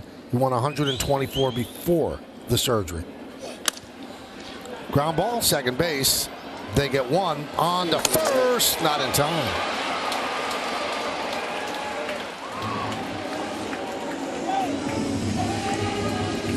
Well, Wells gets down the line, but he pulled the ball where Perdomo has a long throw. Very hard to turn a double play.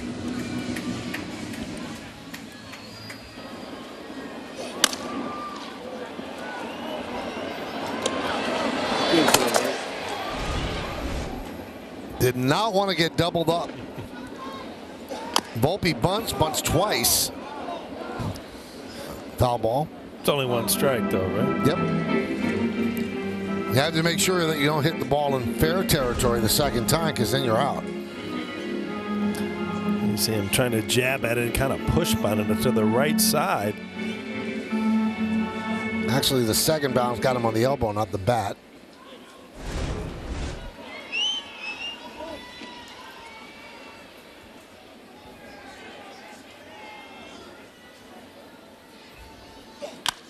Grounded to third. Nice play there by Rivera.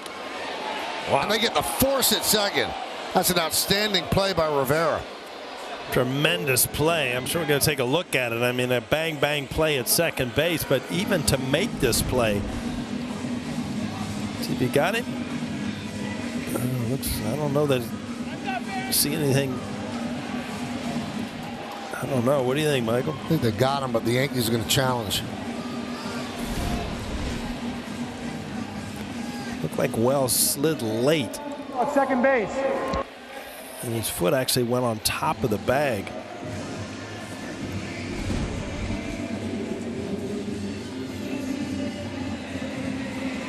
I don't know if there's enough to overturn.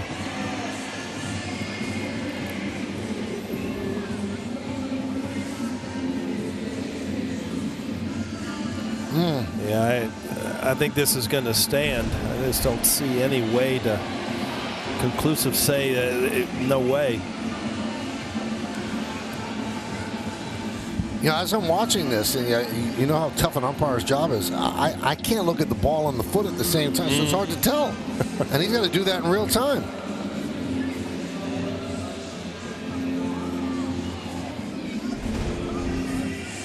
I'll yell when he hits the bag, okay? All right. Now. Oh, he's out then because the ball had entered the glove. I was watching that time, just the glove.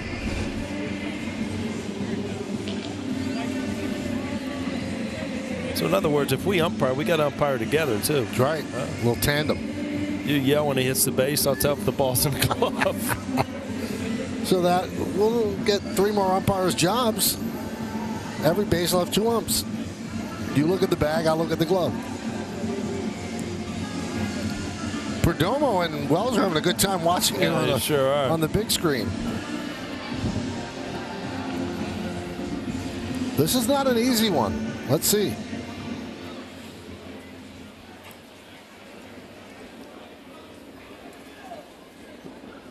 A little technical difficulty here, Michael.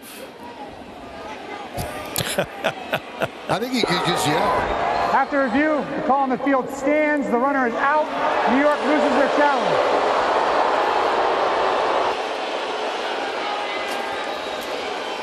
Again, it's one of those plays, if he's called safe, I don't think they overturn it. And now that he's called out on the field, but what a great play by Rivera at third base.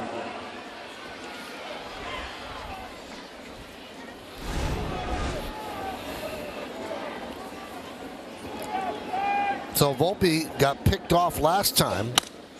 He's on first, and a ground ball to Perdomo off the bat of Cabrera. He steps on the bag for the final out. We're going to the 7th inning here in the Bronx.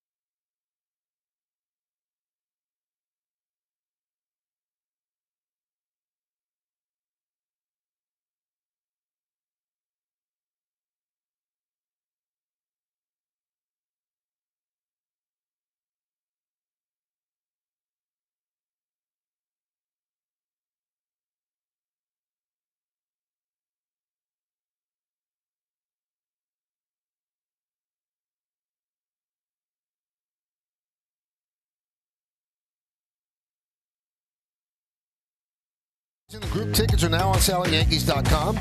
Next season's home schedule is highlighted by interleague games against the Dodgers, Braves, and Cardinals, and the annual Subway Series games against the Mets, as well as baseball's best rivalry with the Red Sox. For more information and to get your 2024 Yankees tickets, visit Yankees.com/2024. Nick Ramirez will take over.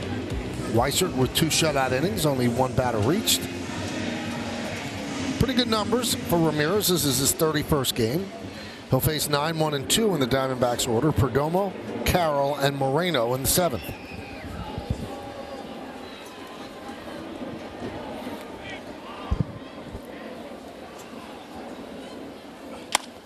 Tap slowly, second base. 1 pitch, 1 out. Thursday Night Football on Prime returns this week with a fight for the NFC North between 2 longtime rivals. The Detroit Lions head to Lambeau Field to take on the Green Bay Packers.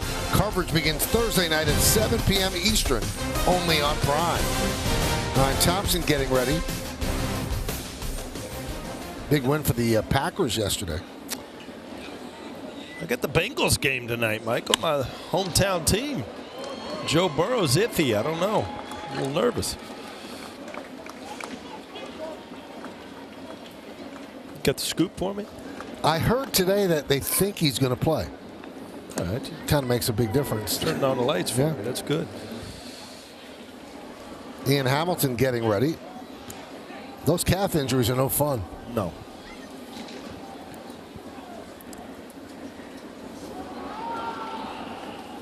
So here comes Matt Blake. Ramirez has to face 3 batters.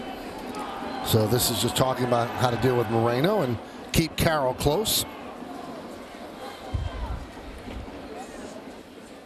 Spectrum One is fast, secure, and reliable. Internet for $49.99 a month. Free advanced Wi-Fi and a free mobile line. Restrictions apply. Visit Spectrum.com for details.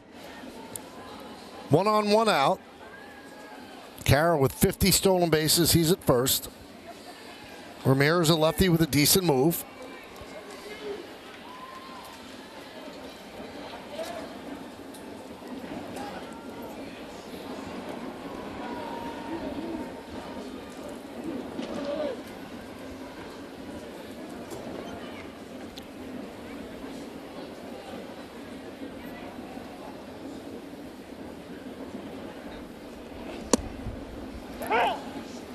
There's a strike.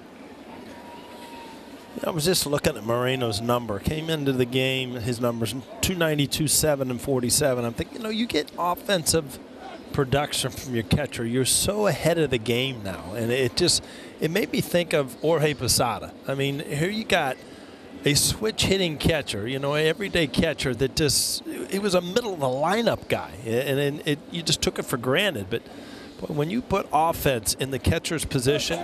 Runner goes. The throw to second, not in time. Stolen base 51 for Carroll. Yeah, 51 for 56 now. I mean, that unbelievable percentage. Folks, you're looking at your rookie of the year right there.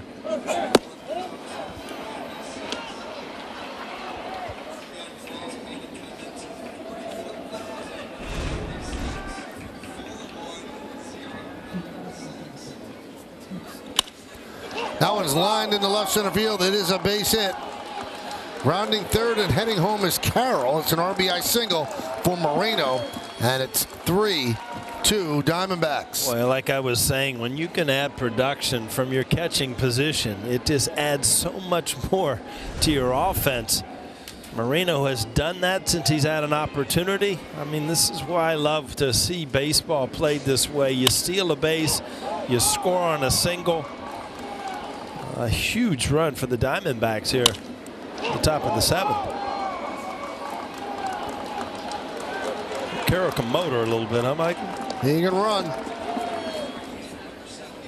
And Moreno is 48th ribby. And he gives the Diamondbacks a 3-2 lead. So Yankees call on Hamilton to face Pham. 3-2 Diamondbacks here in the 7th. Stay here. We'll be back.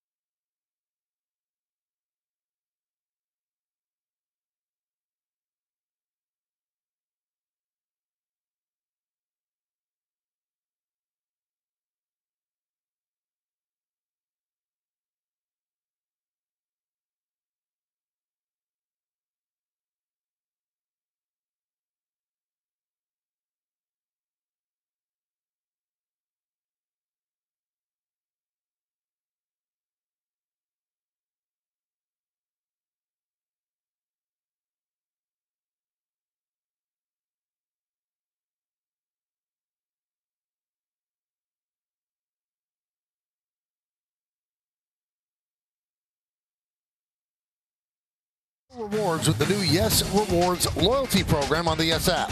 Earn points by playing the new game, Yes Guess, streaming live games, and more. Then redeem for prizes and gift cards. Get in on the game with Yes Rewards on the Yes app. Nick Ramirez, single, stolen base, single, and just like that, the Diamondbacks have retaken the lead. Ian Hamilton comes on, fourth Yankee pitcher.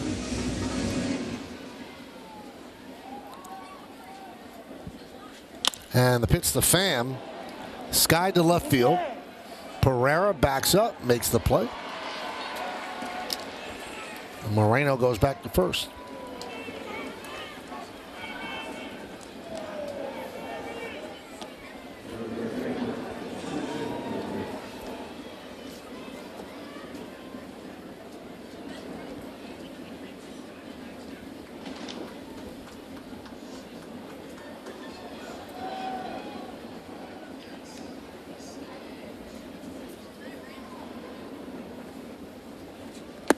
Pitch outside to Walker. Walker's been on base all three times. Hit by a pitch, walk, single, and a stolen base.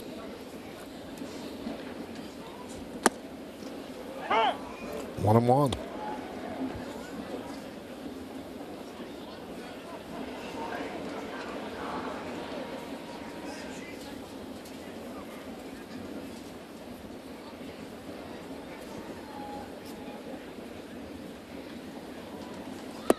Waved at that pitch, 1-2 on Walker.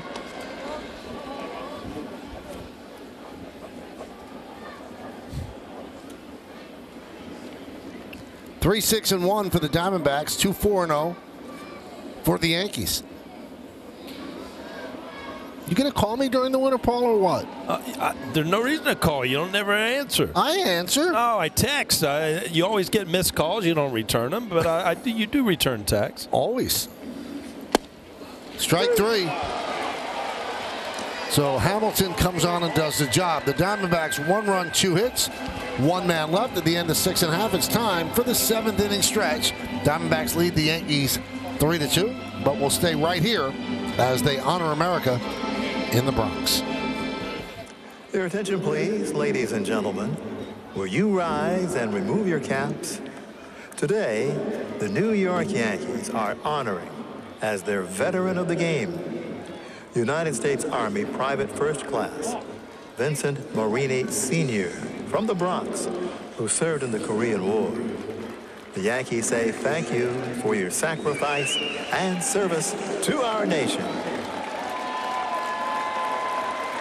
And now, ladies and gentlemen, Robert Merrill's rendition of God Bless America.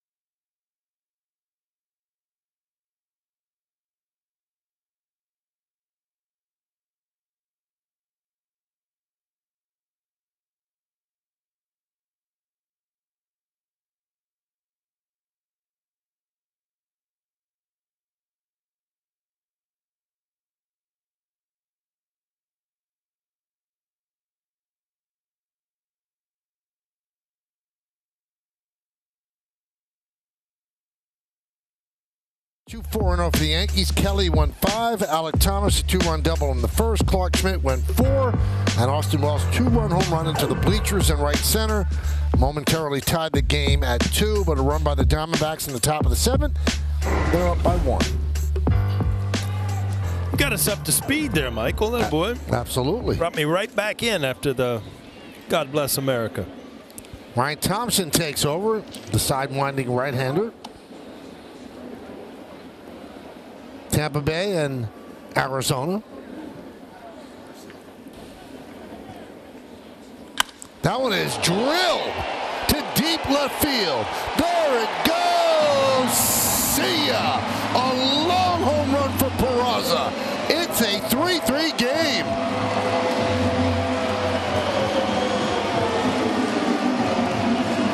Wow. 443 feet. I mean, this is why you keep thinking with this kid, he can be a 30 home run guy. I mean, that is severe pop right there. Sidearm righty, no problem. Wind didn't bring that one down. Wow.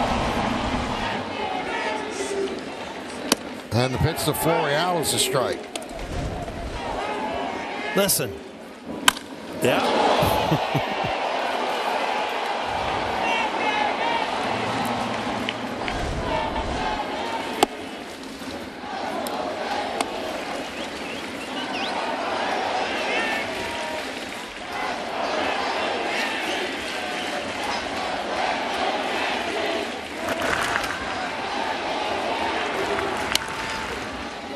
1-2. That got the crowd into it.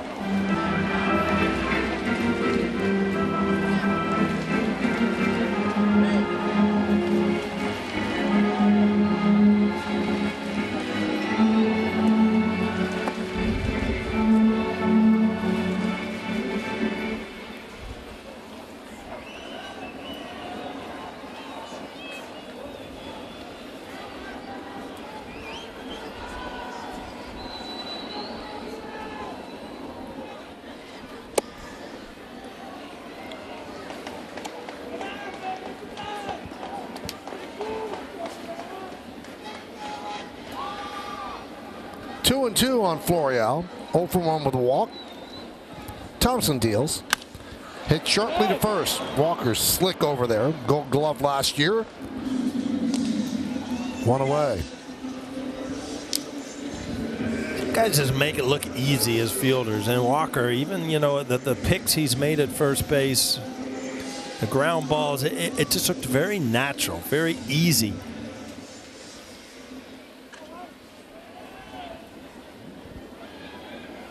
.45 outs above average. I mean, far and away more than anyone else that since 2019. I mean, Anthony Rizzo is a platinum glove winner. He has 13 during that time. Hey, you saw that guy third on the list was Paul Goldschmidt, and that's why it took him so long to get to the big league. There was kind of a log jam there with Goldschmidt at first base.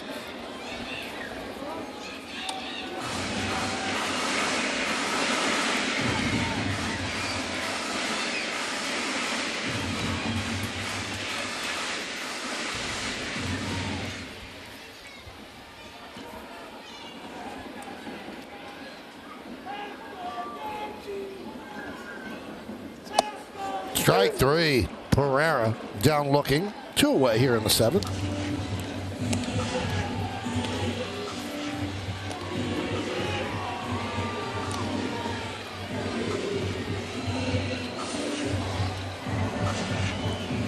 So here's LeMahieu.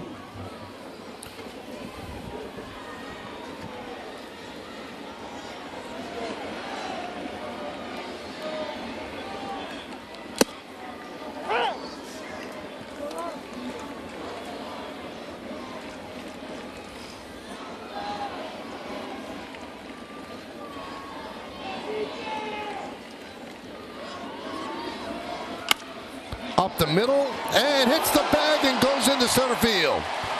Perdomo had it lined up, but it hit the bag. A base hit for LeMahieu. DJ LeMahieu has had good swings all day. Had nothing to show for it right here. He gets a break. The Yankees deserve one of these, Michael, after they lost a game with a ball ricocheting off the third base. But look at that. That second base is around there somewhere, huh? It's a rumor. Yeah, they lost that game in Pittsburgh. The great outing by Rodon. Ball clipped off the outside back part of the third base bag. It was a strike to Judge.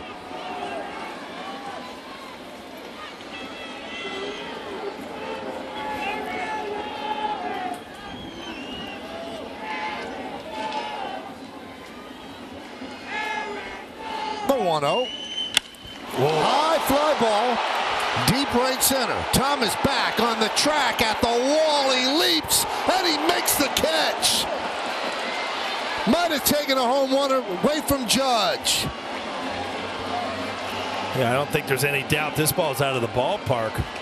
Right off the top of the wall or out, gone off the bat. I didn't think there was a chance, but here's one that the wind did not affect.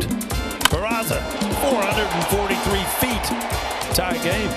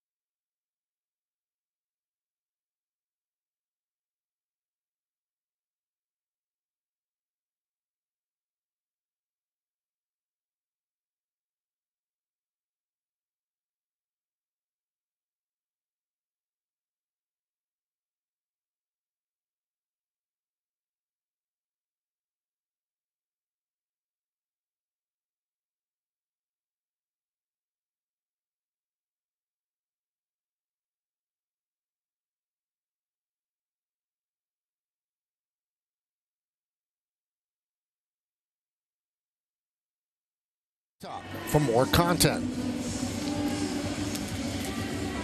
Hardy fans, still here in the 8th inning of a 3-3 game.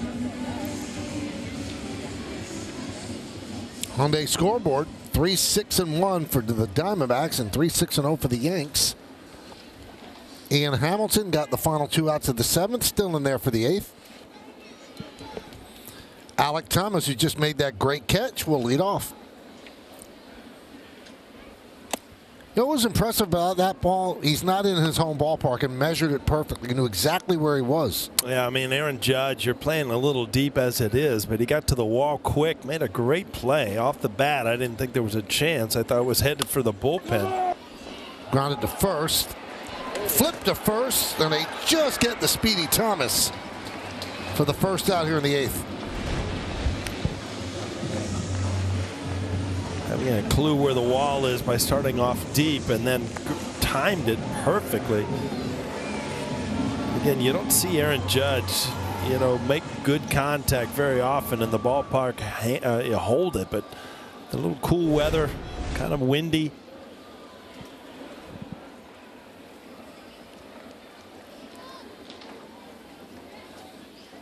Gurriel fouls it back.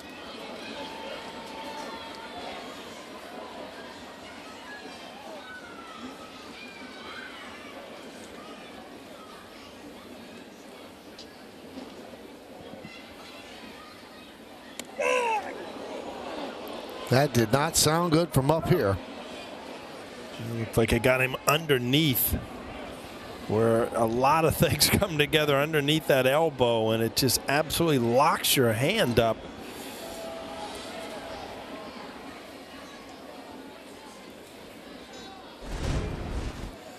See if it hits that back elbow. Yep.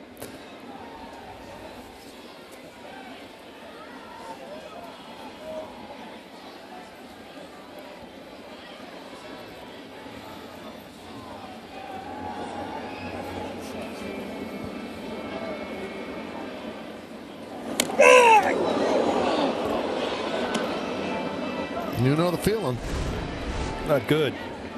You laugh about it now. Boy, when it hits, it hurts.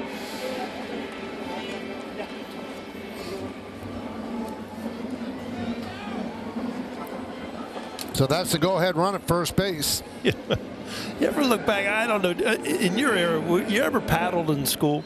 No. Okay, so I got paddled before back Really? in the day, and they would tell you, we're going to paddle you after class. So it was like the anticipation of what was going to hurt.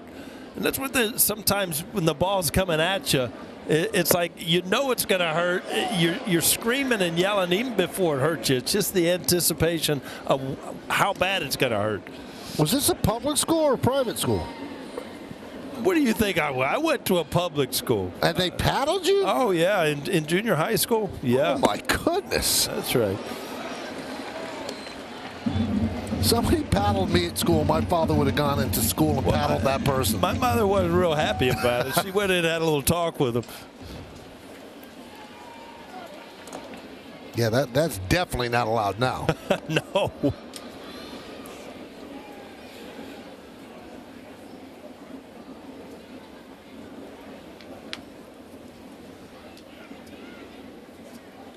Line drive, it is a base hit down the left field line. Gurriel is hustling to third. Pulling it out of the corner is Pereira, and he will hold Gurriel at third on the double by Rivera. Well, the Diamondbacks are showing a lot of grit here, trying to fight and claw to win this game. Rivera gets a hang breaking ball and just shoots it down the left field line.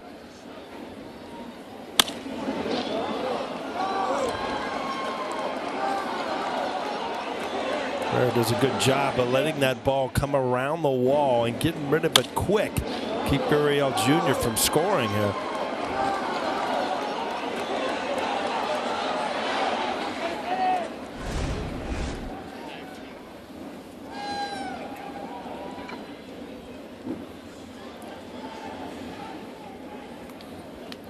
Yankees bring the infield in. And Marte is going to pinch hit for Lawler. Yeah, we talked about Lawler, only 10 games in the major leagues, and really offensively has not turned it on yet. Great prospect, great defensive player. But you've got a good matchup here. Marte, a good solid player, was scratched the other night. Vittorio Lavolo trying to get the job done with one of his veteran players. Would you walk him? You have first base open, set up the double play with Perdomo? Well, you could. I think that, the infield, it's going to make it hard to do anything as far as turning a double play because it's wet and the guys aren't moving well. But, you're going to go over if you do get behind. If you are going to go after Marte and you do get behind, that definitely comes into play. But you know what? To set up a double play.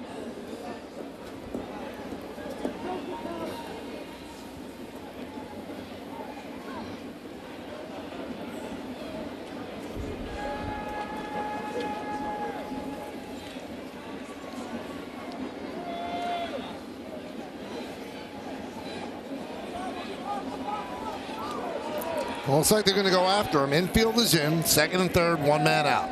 3-3 game. Also look down the lineup, Michael. So if you do walk him and then you don't double up Perdomo, then you turn the lineup over. And, you've got Carroll coming up. So, it's a big decision right here.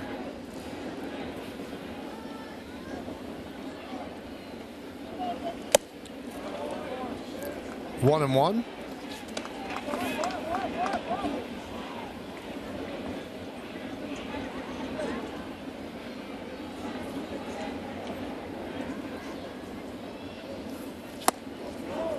1-2.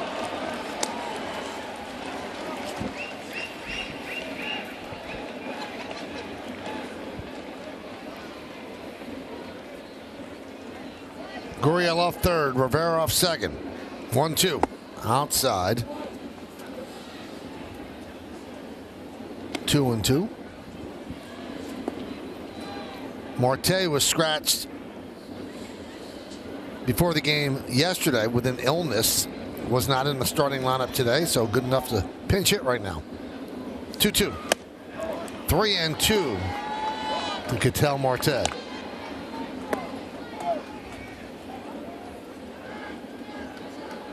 This is the hardest pitch of the at bat for Marte because you know first base is open, but now you get in a hitter's mode, 3-2.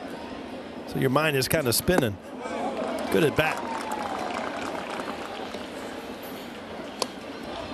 So pinch hit walk.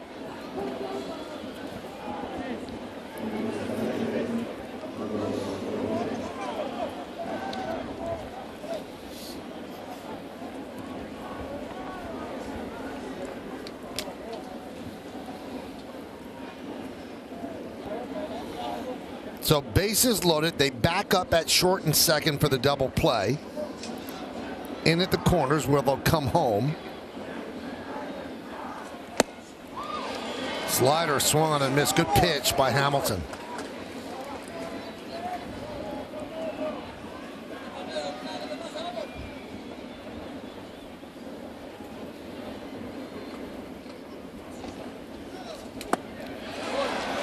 Another good slider, 0-2.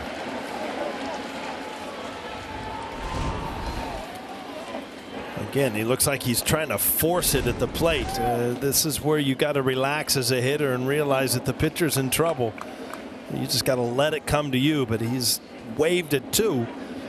Good first pitch slider and then a slider out of the zone. 0-2. A lot of things to do if you're Hamilton to try to get a strikeout. And the pitch. Grounded foul. Basically went right after him right there with another slider in the strike zone.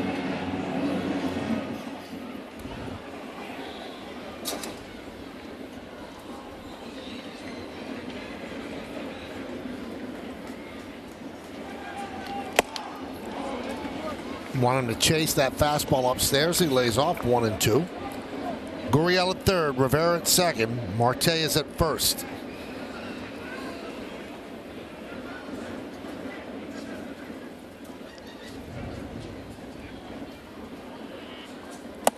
Strike three. Got him looking. Big strikeout for Hamilton.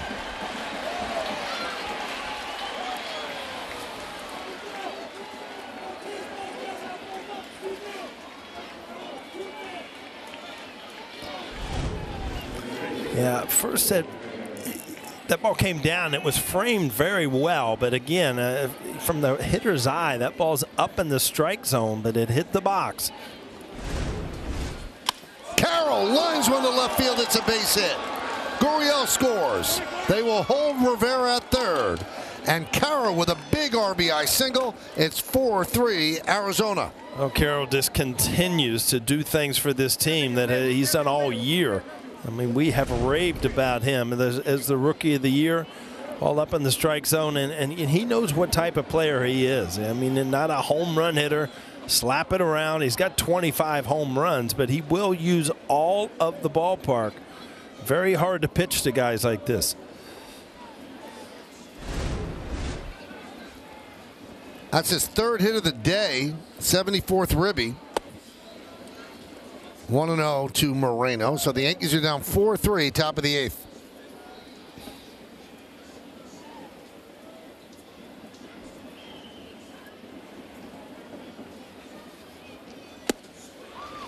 One on Moreno. Moreno, RBI single in the seventh.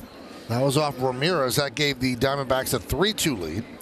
Then the Peraza home run tied it at 3-3. Now it's 4-3 Diamondbacks looking for more. 1-2 on Moreno with the bases loaded and 2 outs. We saw Ginkel yesterday. He's up again today.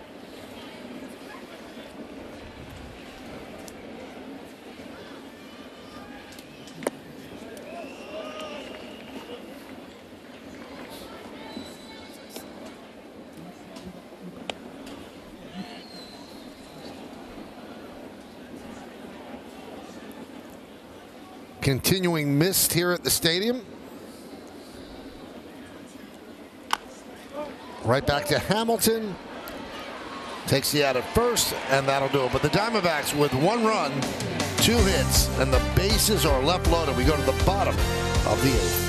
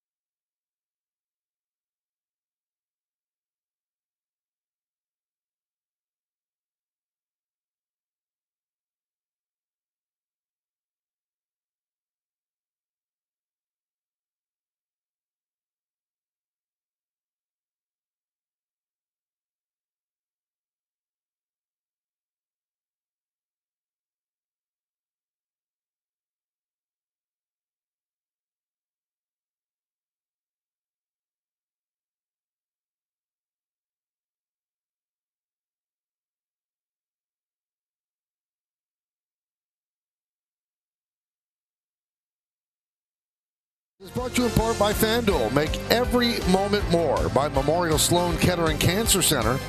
And by Bigelow, the official hot tea of the New York Yankees. These little kids are having a great time. They'll remember this. Nice Monday. Many of the schools are off for the Jewish holiday, so they are spending the day here at the ballpark. And they're watching the Diamondbacks lead the Yankees 4-3 on the Hyundai scoreboard as we go to the bottom of the 8th inning. Torres, Wells, and Volpe now against Kevin Ginkel. 2.12 ERA. He's got 9 decisions, all on the positive side, 58 appearances out of the pen.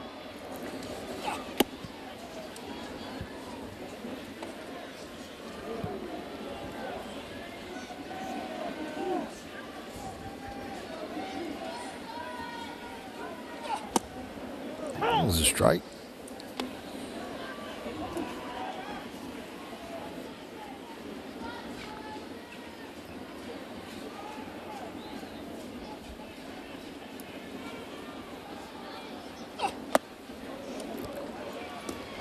McCarthy takes over in right. Carroll moves from right to left. Perdomo is the new shortstop, and Marte stays in to play second.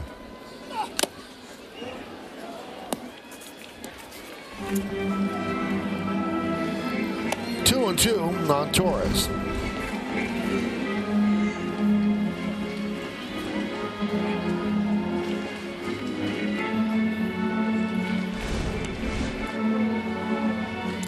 How do they do it, Paul? How do they do it? I used to wonder the same thing. I mean, the beatings the catchers take.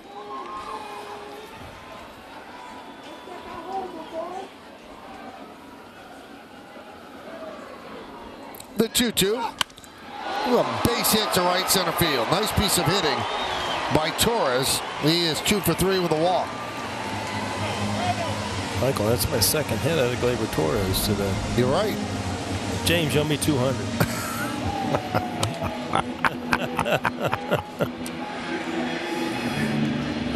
He tried to throw a sinker and get in on him, but it stayed out over the plate and never really dove into his hand. And Gleyber Torres,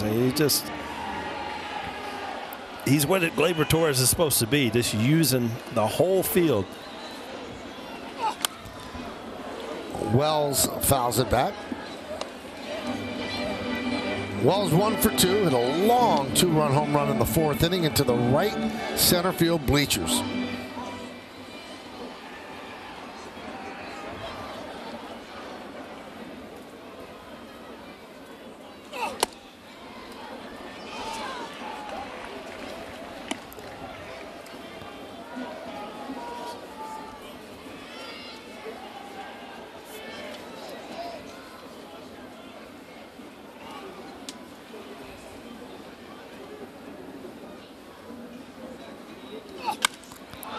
Guy the other way, down the left field line, but foul.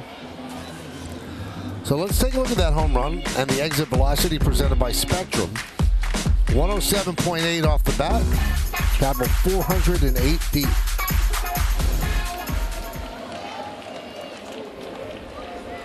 Clay Holmes heating up along with Matt Bowman. Hit shortly, it's a base hit. Torres round second, he's going to stop right there. McCarthy comes up throwing. So good day for Wells. 2 for 4. Yeah, Marte had him playing to really pull the ball. This is like a normal double play ball. Hit hard, great swing. But a big opening there towards the middle. Ends up in right center field. The Yankees got something going here in the bottom of the 8th.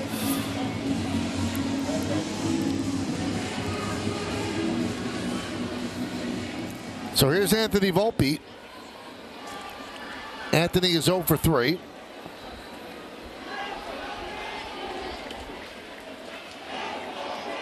Will they bunt? Diamondbacks think so, but no go. They were in at the corners, and Volpe took that pitch 1-0.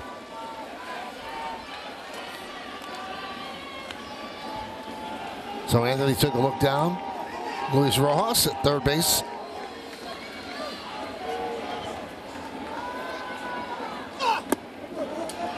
(2-0) on the Yankee shortstop.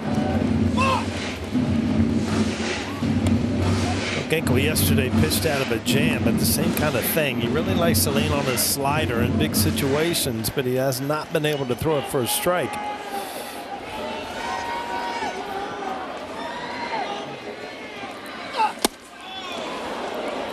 2-1.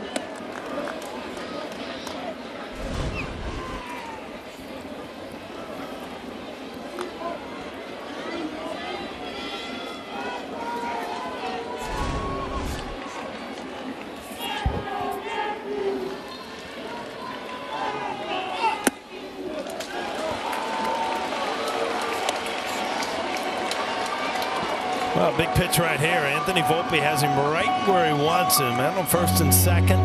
3-1. I believe you're going to see a really good pitch to hit here. 3 shakes from Ginkel. 3-1. And he walked him. Bases loaded for Oswaldo Cabrera.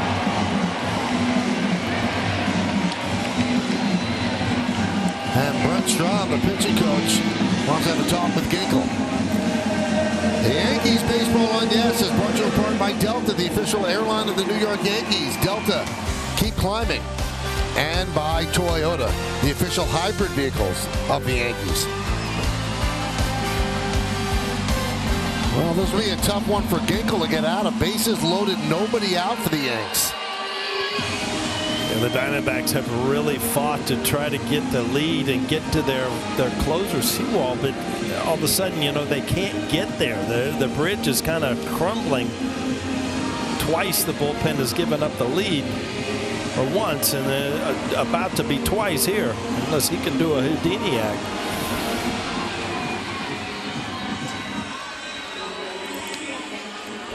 Well, the meeting breaks up. Torres at third, Wells at second, and Volpe is at first.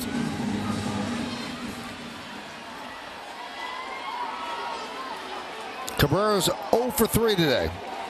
They play the infield bat, except at third. 1-0.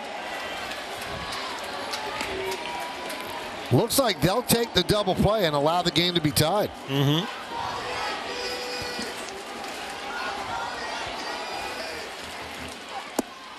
There's a strike. Call goes in Ginkel's favor.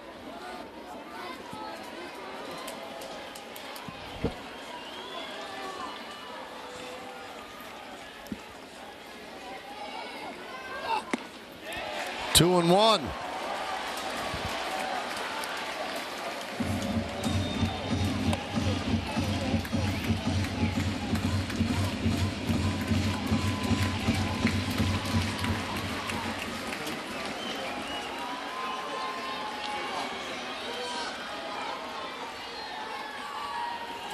The 2-1. 2-2.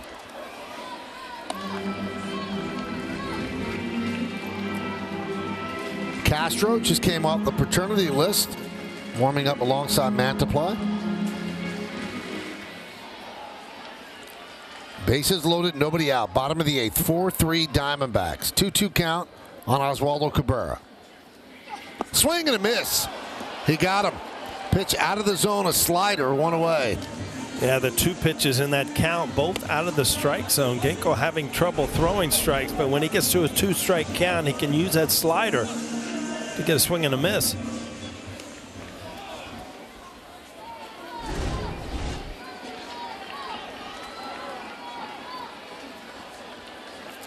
Here's Peraza. Last time up, Peraza hit an absolute blast into left center for a home run. Second home run of the year. That was off of Ryan Thompson.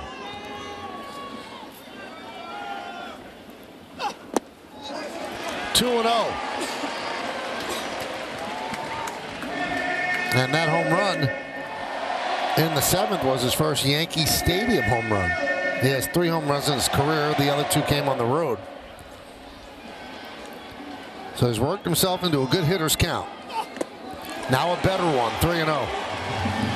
Yeah, Ginkel is really struggling to find the strike zone. He got the big strikeout, but here, you know, if you're the manager, Lavella, you got to realize that, you know, you need a double play, but your pitcher is on the edge of walking in a run because he can't find the strike zone.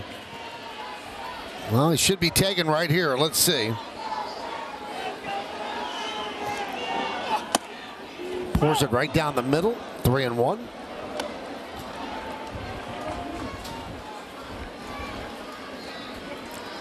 Ginkel walking a tightrope. A lead on the line.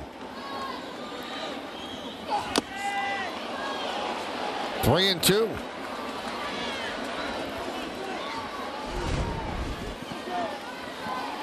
Another good fastball. Peraza right on it, just fouls it into the catcher's glove.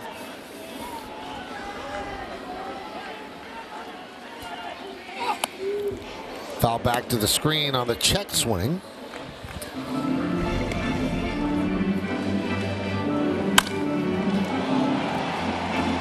That sounded long. Yeah. Bases loaded, 1 out. 3-2 count. Money pitch from Ginkel. Ball 4, that'll tie the game. Ginkel walks in a run.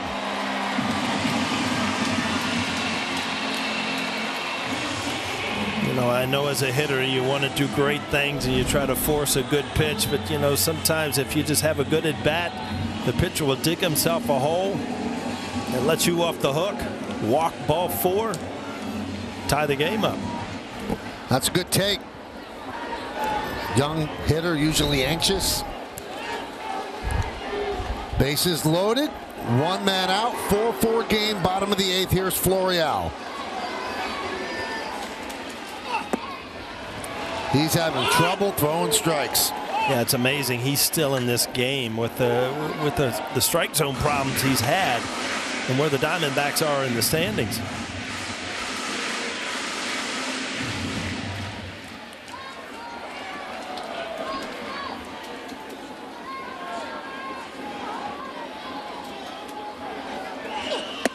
big cut.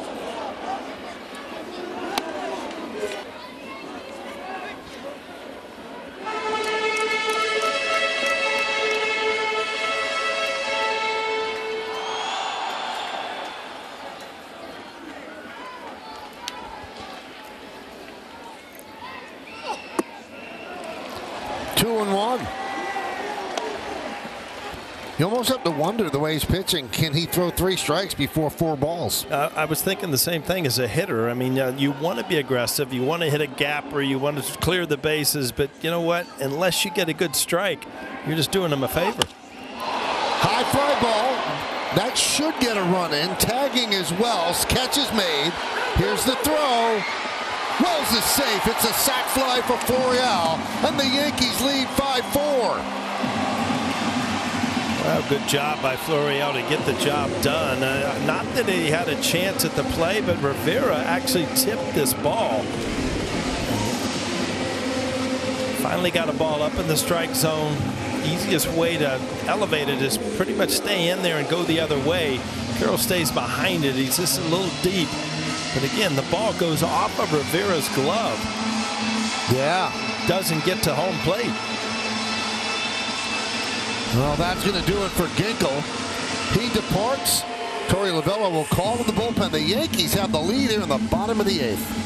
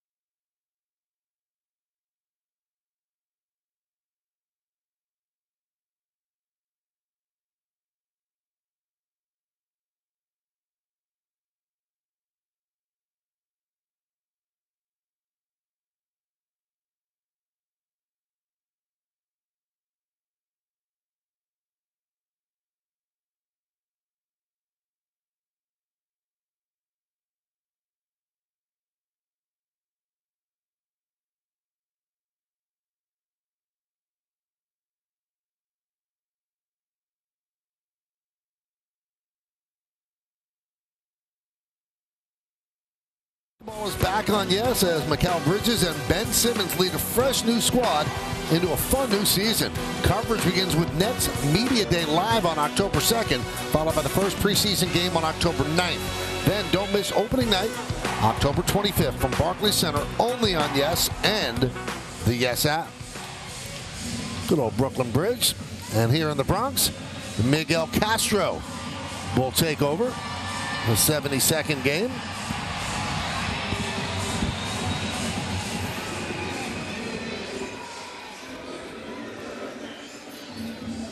Yankees, no Castro spent last year with them after an offseason trade with the Mets for Joely Rodriguez. And Castro, 4.03 ERA in 34 games with the Yanks. And this is his 72nd appearance for a second. And that ties Cincinnati's Ian Jabot and Miami's Tanner Scott for the most in the National League. He was not here for the first 2 games of this series as he left on paternity leave.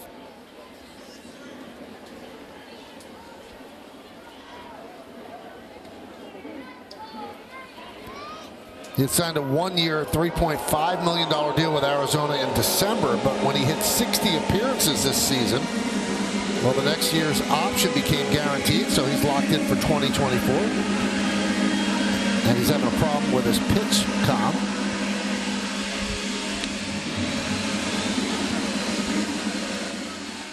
Spectrum One is fast, secure, and reliable. Internet for $49.99 a month. Free advanced Wi-Fi and a free mobile line. Restrictions apply. Visit Spectrum.com for details. No, Aaron Boone's not liking something going on. And he is pointedly making that out to Quinn Walcott. Now he's going to go to Vic Carapazza, the crew chief.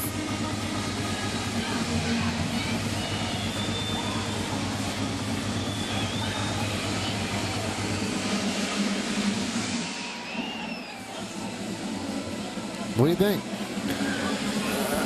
I think that, if your pitch comm doesn't work in a situation like that, maybe, you don't get this much time to figure it out. Well, that's what certainly brought him onto the field with the pitch comm delay.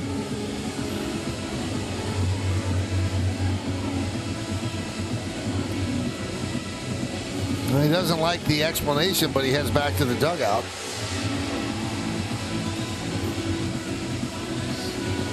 Now he's going to come back out. Have a couple more words with Walcott.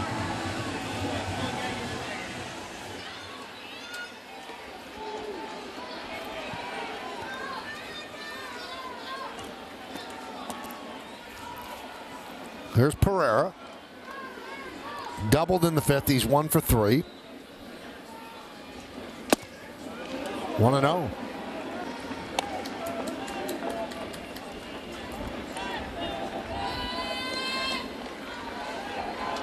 First and second, 2 outs for the Yanks.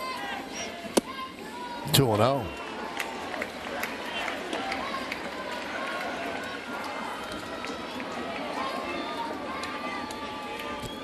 Well, it's a save situation, so Holmes is next. The 2-0. Ground ball, it's a base hit. Volpe rounds third. He's coming home. He'll score. It's an RBI single for Pereira, and the Yankees lead 6-4.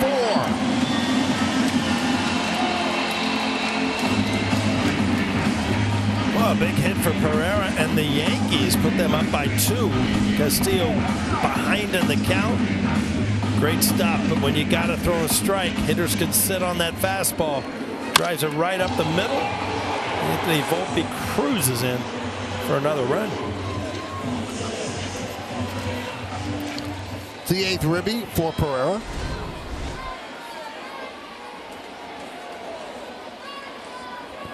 So here's LeMahieu. And there's a strike. LeMahieu is 2 for 4.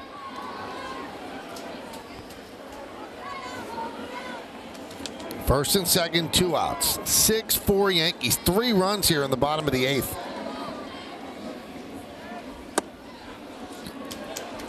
One and one.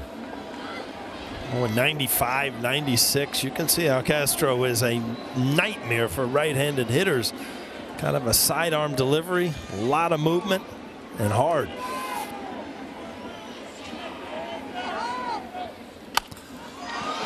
Fly ball shallow center. Backing up is Marte, and he makes the play in right center for the final out. But the Yankees get 3 runs on 3 big hits, 2 men left.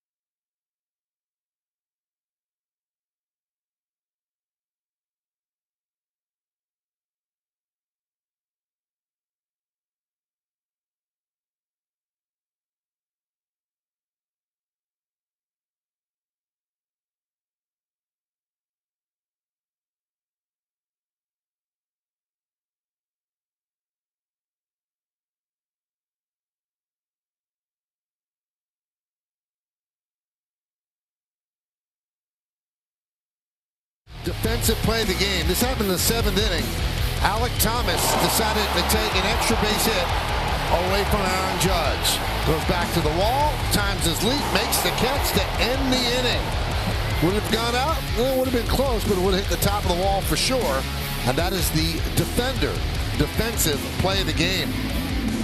6 runs on 9 hits for the Yankees, 4 runs, 8 hits, and 1 error for the Diamondbacks. Yankees trying to take this series and the final home game of the year and pick up their 79th win.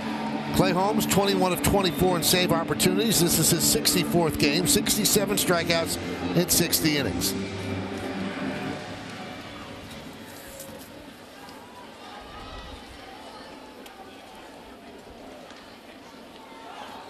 He's going to face the heart of the order, starting with Tommy Pham. Yankees up by 2 here in the 9th.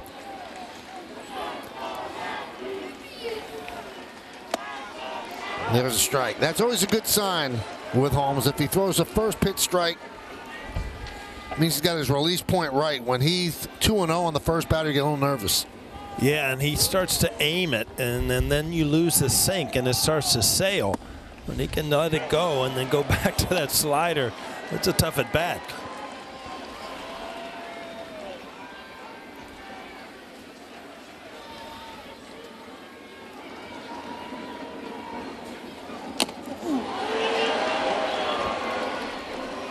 Wells couldn't hold on, so still 0-2. Kind of a double clutch, looking for that heavy sinker, and got the slider, but made an adjustment and just fouled it off.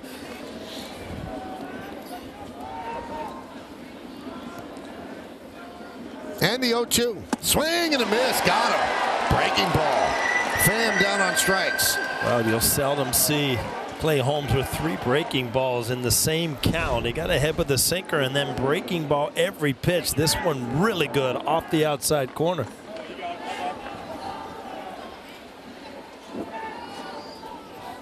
So 1 down. Here's Christian Walker.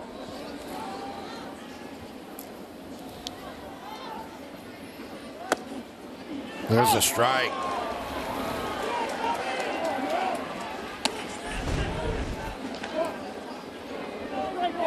Looks like he got crossed up. A little mix up there. Got a strike nonetheless. Better double tap that pitch comm there, Michael. Make sure you're on the same page. You always wonder who forgot, the catcher or the pitcher. looks like Holmes might have forgotten. Yeah. Or didn't hear right.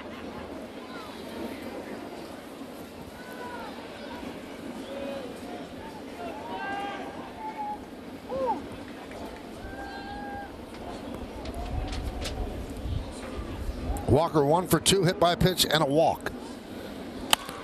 Fights that one off and fouls it off. 0-2. You know, every once in a while with a 2-strike count, you'll see a defensive swing. But Clay Holmes, when he has that heavy sinker, I mean, even middle of the count, that was just like a get off of me swing. Strike 3. Walker down looking. Breaking ball. 2 strikeouts. Yankees need 1 more out for the victory.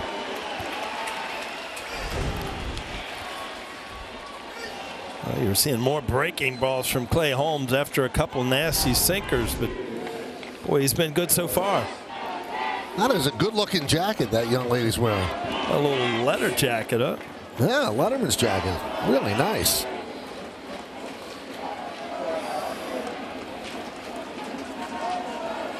Got the 98 World Series logo. You should get that. I'll get you that for Christmas. Yeah, I'll sport that around. I won't feel weird. 1-0 on Thomas.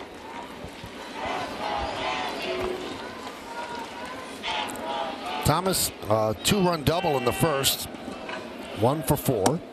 There's a strike.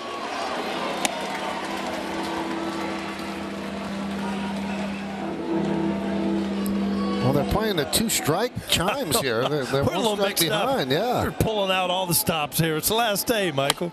Now you can play them. 1 and 2. We went the other one.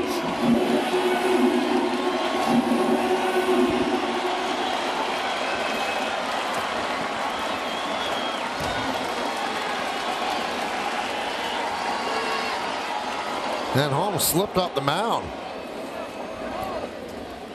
And it's also a pitch clock violation. Well, if you're Clay Holmes at that point, that's the least of your problems. Worst thing is you didn't slip, fall, or launch one to the screen.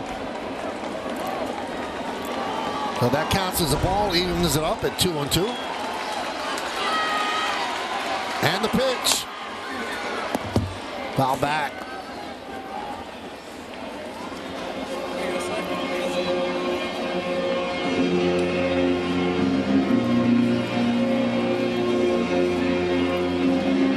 I feel like going and hitting right now, man. This is your song. Grab a bat. I haven't grabbed a bat in a long time, but it felt like it. 2 balls, 2 strikes, 2 outs here in the 9th. And the pitch. Stays alive. Now you know the deal. Stay tuned after the final out for today's WB Mason Yankees postgame. Get analysis from the studio and play reaction from the clubhouse. Plus, Aaron Boone on the manager's report and a look ahead to the series with the Blue Jays. That's in Toronto starting tomorrow night. 2-2. Way outside, 3-2.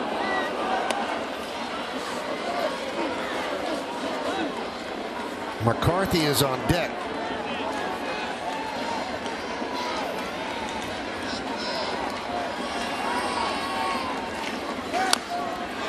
Good at bat by Thomas.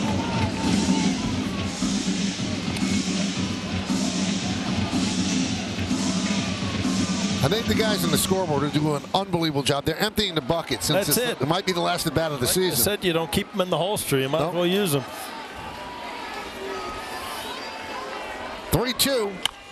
Right back to Holmes. He sets, flips, and the Yankees win 6-4.